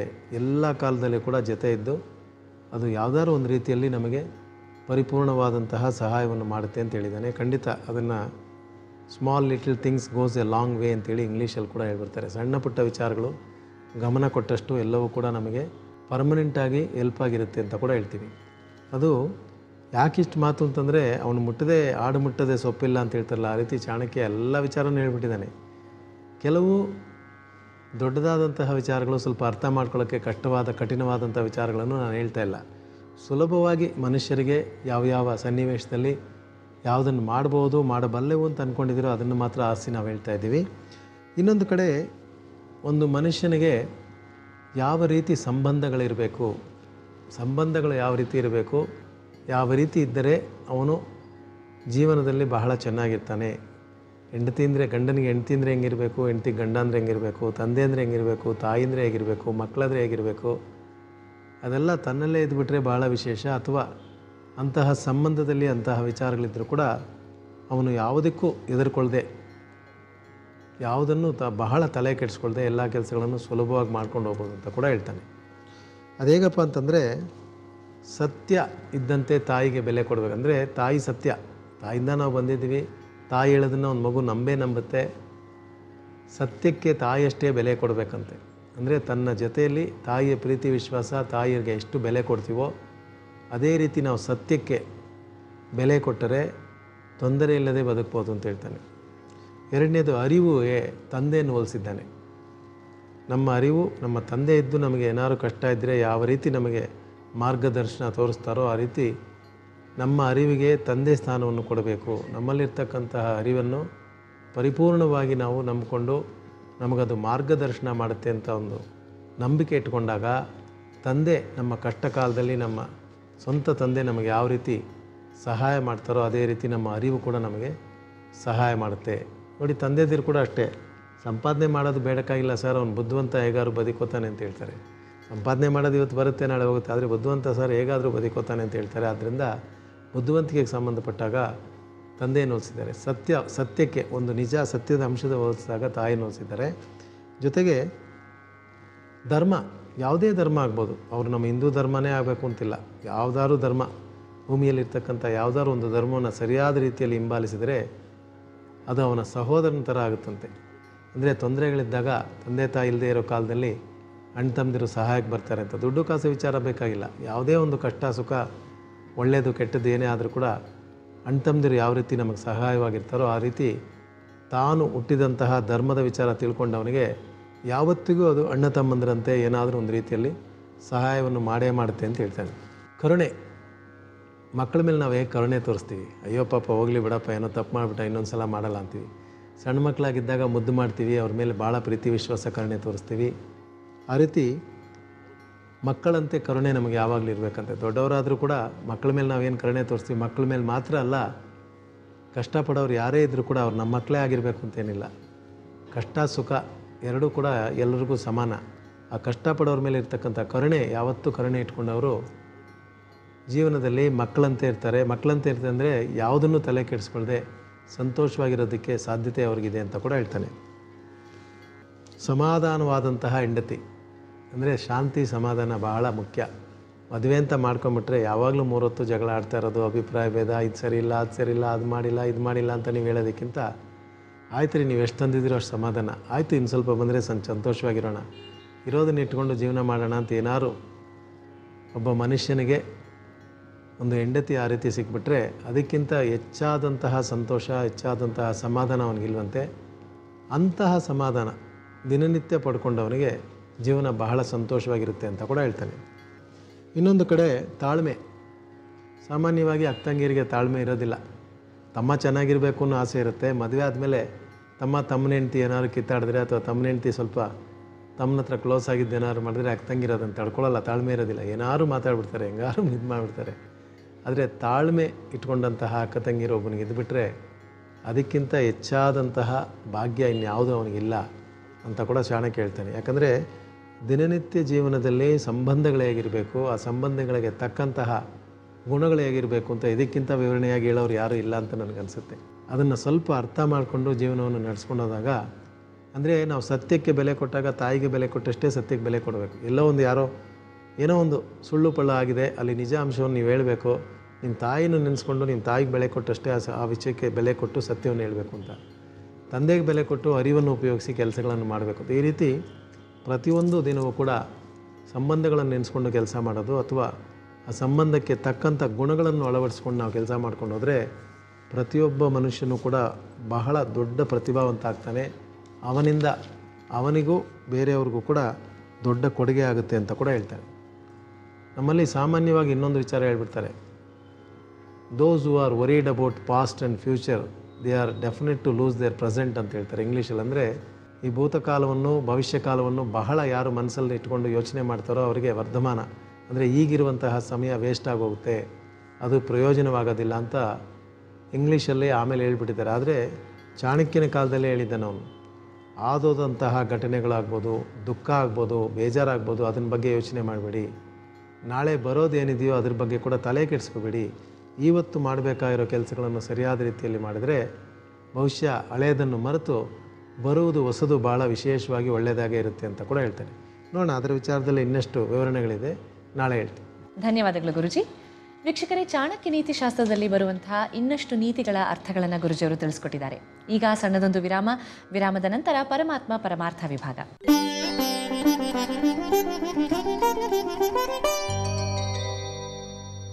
ವಿರಾಮದ ನಂತರ ವೀಕ್ಷಕರಿಗೆಲ್ಲ ಮತ್ತೊಮ್ಮೆ ಜ್ಯೋತಿರ್ಗಮಯ ಕಾರ್ಯಕ್ರಮಕ್ಕೆ ಸ್ವಾಗತ. ಈಗ ಪರಮಾತ್ಮ ಪರಮಾರ್ಥ ವಿಭಾಗ. ಈ ವಿಭಾಗದಲ್ಲಿ ಅರುಳಾನಂದ ಗುರುಜಿಯವರು ವಿಷ್ಣು ಸಹಸ್ರನಾಮದಲ್ಲಿ ಬರುವಂತಹ ನಾಮಾವಳಿಗಳ ಅರ್ಥಗಳನ್ನು ನಮಗೆ ತಿಳಿಸ್ತಾ ಬಂದಿದ್ದಾರೆ. ಇವತ್ತು 378ನೇ ನಾಮಾವಳಿ. ಈ ನಾಮಾವಳಿ ಯಾವುದು, ಇದರ ಅರ್ಥ ಏನು ಅಂತ ಕೇಳಿ ತಿಳ್ಕೊಳ್ಳೋಣ. 378ನೇ ನಾಮಾವಳಿ ಓಂ ಕರ್ತೃ ನಮಃ ಅಂತ ಬರುತ್ತೆ. ಕರ್ತೃ ನಮಃ ಅಂದರೆ ಅವನೇ ಕರ್ತ, ಎಲ್ಲದಕ್ಕೂ ಕೂಡ ಅವನೇ ಕರ್ತ ಅಂತ. ಕರ್ತ ಅಂತಂದರೆ ಮಾಡೋನು ಮಾಡಿಸೋನು, ಮಾಡೋದನ್ನು ನೋಡಿ ನಮಗೆ ಫಲಾಫಲವನ್ನು ಕೊಡೋನು, ಎಲ್ಲವನ್ನೂ ಕೂಡ ಅವನೇ ಹೊಂದಿದ್ದಾನೆ, ಅವನ ಹತ್ರನೇ ಇದೆ. ಅವನ ಒಂದು ಅನುಗ್ರಹದಿಂದಲೇ ಭೂಮಿಯ ಮೇಲೆ ಏನೇ ಆದರೂ ಕೂಡ, ಅದು ಒಳ್ಳೆಯದಾಗಲಿ ಕೆಟ್ಟದ್ದಾಗಲಿ, ಪ್ರಳಯ ಆಗಲಿ ಅಥವಾ ಮಳೆ ಆಗಲಿ ಬೆಳೆ ಆಗಲಿ, ಎಲ್ಲವೂ ಕೂಡ ಆಗೋದಕ್ಕೆ ಸಾಧ್ಯ. ಅದು ಕರ್ಮಫಲದ ಮೂಲಕ ಕೂಡ ಆಗುತ್ತೆ. ಕೆಲವು ಕಡೆ ಸುನಾಮಿ ಬಂದ್ಬಿಡ್ತು, ಅಲ್ಲಿರೋ ಜನ ಎಲ್ಲ ಕೆಟ್ಟವರ ಅಂತಂದರೆ ಪ್ರಕೃತಿಯ ವಿಕೋಪಗಳು ಅದಲು ಬದಲಾಗಿರುತ್ತೆ. ಮನುಷ್ಯರ ಚಿಂತನೆ ಹೇಗಿರುತ್ತೋ, ಮನುಷ್ಯರ ಕರ್ಮ ಹೇಗಿರುತ್ತೋ, ಮನುಷ್ಯರ ಯೋಚನೆ ಹೇಗಿರುತ್ತೋ, ಅದಕ್ಕೆ ತಕ್ಕಂತೆ ಪ್ರಕೃತಿಯಲ್ಲಿ ಕೂಡ ಬದಲಾವಣೆಗಳಾಗುತ್ತೆ ಅಂತ ಕೂಡ ಸೈಂಟಿಸ್ಟ್ಗಳು ಒಪ್ಕೋತಾರೋ ಇಲ್ವೋ, ಖಂಡಿತ ಆಧ್ಯಾತ್ಮಿಕದವರು ಖಂಡಿತ ಒಪ್ಕೋತಾರೆ. ಈ ವಿಚಾರಕ್ಕೆ ಬಂದಾಗ ನಾವೇನು ಅಂದ್ಕೊಂಡಿರ್ತೀವಿ ಅಂತಂದರೆ, ನಾನು ಬಹಳ ಕಷ್ಟಪಟ್ಟೆ ಚಿಕ್ಕ ವಯಸ್ಸಿಂದ, ಅದಕ್ಕೆ ಫಲ ನನಗೆ ಚೆನ್ನಾಗಿ ಸಿಕ್ಕಿದೆ ಅಂತ ಅಂದ್ಕೊಳ್ಳೋದು. ಇನ್ನು ಕೆಲವು ಸಮಯ ನಾನು ಯಾರಿಗೂ ಏನು ದ್ರೋಹನೂ ಮಾಡಿಲ್ಲ, ನನಗೆ ಯಾಕಪ್ಪ ಇಂಥದ್ದು ಬಂತು ಅಂತ ಹೇಳ್ಕೊಳ್ಳೋದು. ಇದೆಲ್ಲ ಸಾಮಾನ್ಯವಾಗಿ ದಿನನಿತ್ಯ ಜೀವನದಲ್ಲಿ ನಾವು ಸಹಜವಾಗಿ ಜನರ ಮಧ್ಯೆ ಕೇಳ್ತಾ ಇರ್ತೀವಿ. ಆದರೆ ಒಂದು ರೀತಿಯಲ್ಲಿ ನಾವು ಮಾಡುವಂತಹ ಕರ್ಮಗಳಿಗೆ ಫಲ ಸಿಗೋದು ನಮ್ಮದೇ ಆದರೂ ಕೂಡ ಅದರಲ್ಲಿರ್ತಕ್ಕಂತಹ ಕರ್ಮಫಲ, ಮಾಡುವ ಕೆಲಸ, ಅದಕ್ಕೆ ಒಳ್ಳೆಯದು ಕೆಟ್ಟದ್ದು ಎಲ್ಲ ಕೂಡ ಅವನೇ. ನಿನ್ನೆ ಮೊನ್ನೆ ಕೂಡ ನಾನು ಹೇಳ್ತಾ ಇದ್ದೆ, ಕಾರಣ ಕಾರ್ಯ ಎರಡೂ ಆಗ್ತಾನೆ, ಕಾಸ್ ಆ್ಯಂಡ್ ಎಫೆಕ್ಟ್ ಅಂತ ಹೇಳ್ತೀವಿ. ಕಾರಣ ಕಾರ್ಯ ಎರಡಕ್ಕೂ ಕೂಡ ಆ ಮಹಾವಿಷ್ಣುವೇ ಅಧಿಪತಿ ಆಗ್ತಾನೆ. ಮಣ್ಣೆ ಅವನೇ, ಕುಂಬಾರ ಅವನೇ, ಮಡಕೆ ಅವನೇ. ಇದರ ವಿಚಾರ ನಾನು ಸಾಕಷ್ಟು ಹೇಳಿದ್ದೀನಿ. ಆ ರೀತಿ ಇದ್ದಾಗ ಭೂಮಿಯ ಮೇಲೆ ತಾಯಿಗೆ ತಾಯಿಯಾಗಿ, ತಂದೆಗೆ ತಂದೆಯಾಗಿ, ಸಹೋದರನಿಗೆ ಸಹೋದರನಾಗಿ, ಮಿತ್ರನಿಗೆ ಮಿತ್ರನಾಗಿ ಯಾವ ರೀತಿಯಲ್ಲಿ ಅವನು ನಾವು ಬೇಡ್ಕೋತೀವೋ ಆ ರೀತಿಯಲ್ಲಿ ಆ ರೂಪಕದಲ್ಲಿ ಬಂದು ನಮಗೆ ಸಹಾಯ ಮಾಡ್ತಾನೆ. ಕೆಲವು ಸಮಯ ಸ್ನೇಹಿತರು ಇರ್ತಾರೆ, ಒಳ್ಳೆ ಹೆಲ್ಪ್ ಮಾಡಿರ್ತಾರೆ, ಸಮಯಕ್ಕೆ ಸರಿಯಾಗಿ ಮಾಡಿರ್ತಾರೆ. ಅವಾಗ ಅನ್ಕೋತೀವಿ, ಅಯ್ಯೋ ಅಣ್ಣ ತಮ್ಮದಿರು ಏನು ಪ್ರಯೋಜನಪ್ಪ, ಎಂಥ ಸ್ನೇಹಿತ ಕೊಟ್ಟಿದ್ದಾನೆ ದೇವರು ಅಂತ ಮನಸಾರ ಅನ್ಕೋತೀವಿ ಅಥವಾ ಹೇಳು ತೋರಿಸ್ಬಿಡ್ತೀವಿ. ಇನ್ನು ಕೆಲವು ಸಮಯ ಸ್ನೇಹಿತರು ಕೈ ಕೊಟ್ಬಿಟ್ಟಿರ್ತಾರೆ, ಅಣ್ಣ ತಮ್ಮದಿರು ಬಂದು ಕಾಪಾಡಿರ್ತಾರೆ. ಅಯ್ಯೋ ಏನು ಸ್ನೇಹಿತರಪ್ಪ, ಅಣ್ಣ ತಮ್ಮದಿರಿಲ್ಲ ಅಂದರೆ ನಾನು ಇವತ್ತಿನ ದಿವಸ ಏನೋ ಆಗ್ಬಿಡ್ತೀನಿ. ಅಂದರೆ ನಮ್ಮ ಆಸೆ ಆಕಾಂಕ್ಷೆಗಳು, ಕಷ್ಟ ದುಃಖಗಳು ಸನ್ನಿವೇಶಕ್ಕೆ ಸಮಯಕ್ಕೆ ತಕ್ಕಂತೆ ಬದಲಾವಣೆ ಆಗ್ತಾನೇ ಇರುತ್ತೆ. ಆದರೆ ಅವನು ಶಾಶ್ವತವಾಗಿದ್ದು ಎಲ್ಲರಲ್ಲೂ ಆ ಭಾವನೆಯನ್ನು, ಒಳ್ಳೆಯ ಭಾವನೆಯನ್ನು ಕೊಟ್ಟು ಅಣ್ಣನಿಗೆ ಅಣ್ಣನಾಗಿ, ತಮ್ಮನಿಗೆ ತಮ್ಮನಾಗಿ, ಸಹೋದರನಿಗೆ ಸಹೋದರನಾಗಿದ್ದು ತನ್ನ ಕೆಲಸವನ್ನು, ಕರ್ತ ಅಂತ ನಾವೇನು ಹೇಳ್ತೀವಿ, ಆ ಕೆಲಸವನ್ನು ಸರಿಯಾಗಿ ಮಾಡ್ಕೊಂಡು ಹೋಗುವಂತಹ ಮಹಾನುಭಾವ. ಇದಕ್ಕೆ ಉದಾಹರಣೆ ಹೇಳಬೇಕಂದ್ರೆ 2-3 ಕಥೆಗಳಿದೆ. ರಾಮಾಯಣದಲ್ಲಿ ರಾಮನಿಗೆ ಪಟ್ಟಾಭಿಷೇಕ ಅಂತ ಆಗಿ, ಅದು ಇಲ್ಲ ಅಂತಾಗಿ ಭರತನಿಗಾಗುತ್ತೆ ಅಂತ ಅನಿಸುತ್ತೆ.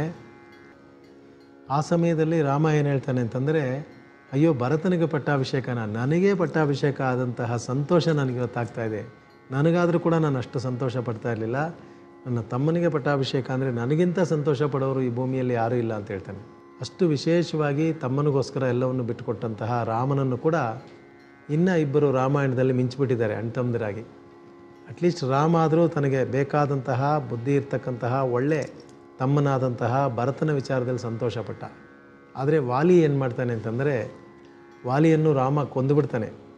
ಸುಗ್ರೀವನಿಗೆ ಸಪೋರ್ಟ್ ಮಾಡಿಕೊಂಡು ಸುಗ್ರೀವನಿಗೆ ಸಹಾಯ ಮಾಡಿ ವಾಲಿಯನ್ನು ಕೊಂದುಬಿಟ್ಟು ಕಿಷ್ಕಿಂಧಾ ಪಟ್ಟಣವನ್ನು ಸುಗ್ರೀವನಿಗೆ ಕೊಡ್ತಾನೆ. ಸಾಯುವ ಸಮಯದಲ್ಲಿ ವಾಲಿ ಹೇಳ್ತಾನೆ, ರಾಮ ನೀನು ನನ್ನನ್ನು ಯಾಕೆ ಕೊಂದೆ ಅಂತ ನನಗೆ ಗೊತ್ತಿಲ್ಲ, ಆದರೆ ನಿನ್ನ ಕಾರಣ ಎಲ್ಲ ಹೇಳಿದ್ದು ನನಗೆ ಮನಸ್ಸಮಾಧಾನ ಆಯಿತು. ಆದರೆ ನನ್ನ ತಮ್ಮ ಭಾಳ ಒಳ್ಳೆಯವನು, ನನ್ನ ಮೇಲೆ ದ್ವೇಷಕ್ಕೇನೋ ನಿನ್ನನ್ನು ಇಟ್ಕೊಂಡು ನಾನು ಕೊಂದುಬಿಟ್ಟ. ಸ್ವಲ್ಪ ಕುಡಿಯೋ ಅಭ್ಯಾಸ ಅವನಿಗಿದೆ, ಕುಡಿದಾಗ ಅವನು ಏರುಪೇರು ಮಾಡಿಬಿಡ್ತಾನೆ.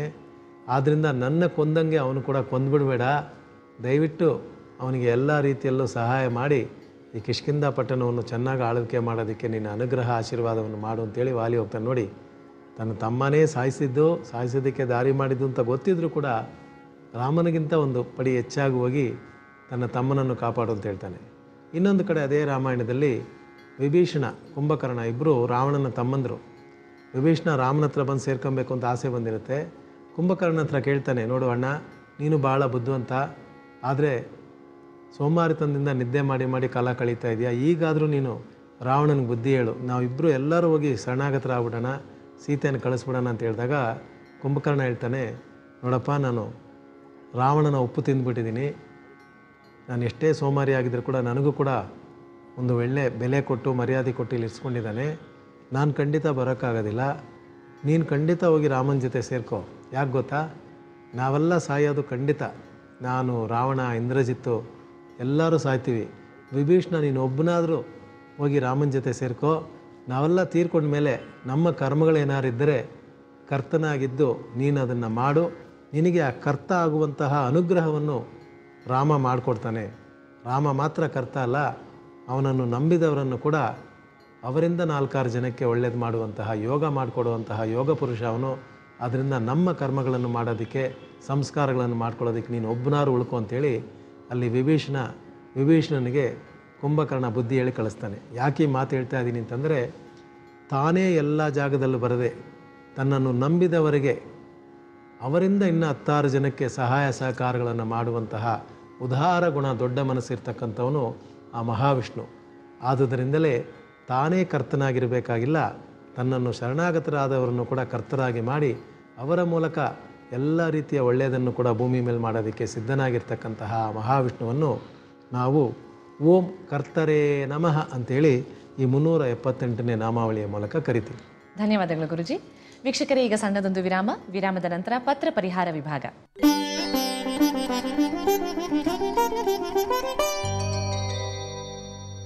ವಿರಾಮದ ನಂತರ ವೀಕ್ಷಕರಿಗೆಲ್ಲ ಮತ್ತೊಮ್ಮೆ ಜ್ಯೋತಿರ್ಗಮಯ ಕಾರ್ಯಕ್ರಮಕ್ಕೆ ಸ್ವಾಗತ. ಈಗ ಪತ್ರ ಪರಿಹಾರ ವಿಭಾಗ. ಈ ವಿಭಾಗದಲ್ಲಿ ಪ್ರತಿನಿತ್ಯ ಅನೇಕ ವೀಕ್ಷಕರು ನಮ್ಮ ಕಾರ್ಯಕ್ರಮವನ್ನು ನೋಡಿ ನಮಗೆ ಪತ್ರಗಳನ್ನು ಬರೀತಾ ಬಂದಿದ್ದಾರೆ. ಇವತ್ತು ಯಾರು ಎಲ್ಲಿಂದ ಪತ್ರ ಬರೆದಿದ್ದಾರೆ ಅಂತ ನೋಡೋಣ. ಗುರುಜಿ, ಮೊದಲನೇ ಪತ್ರ ರಾಣುಬಾಯಿ ಅವರು ಬರೆದಿದ್ದಾರೆ.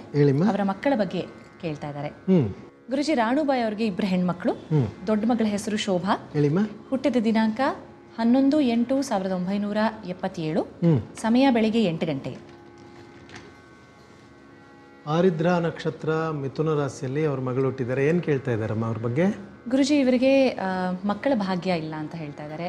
ಸುಮಾರು ವರ್ಷ ಆಗಿದೆ, ಮದುವೆ ಆಗಿ ಭಾಳ ವರ್ಷ ಆಗಿದೆ. ಅದಕ್ಕೆ ನಮಗೆ ಮಾಹಿತಿ ಅವರದು, ಅವ್ರ ಯಜಮಾನರದು, ಮದುವೆ ಆಗಿರ್ತಕ್ಕಂಥ ದಿನ ಎಲ್ಲ ಬೇಕಾಗುತ್ತಮ್ಮ. ಮದುವೆ ದಿನಾಂಕ ಕೊಟ್ಟಿದ್ದಾರೆ. ಕೊಡಿ, ಮದುವೆ ದಿನಾಂಕ ಕೊಟ್ಟಿದ್ರೆ ಅದನ್ನು ಕೂಡ ಕೊಡಿ. ಏನು ಕೊಟ್ಟಿದ್ದಾರಮ್ಮ? 23/5/1994, ಸಮಯ 12ರಿಂದ 1 ಗಂಟೆವರೆಗೂ ಮುಹೂರ್ತದ ಸಮಯ.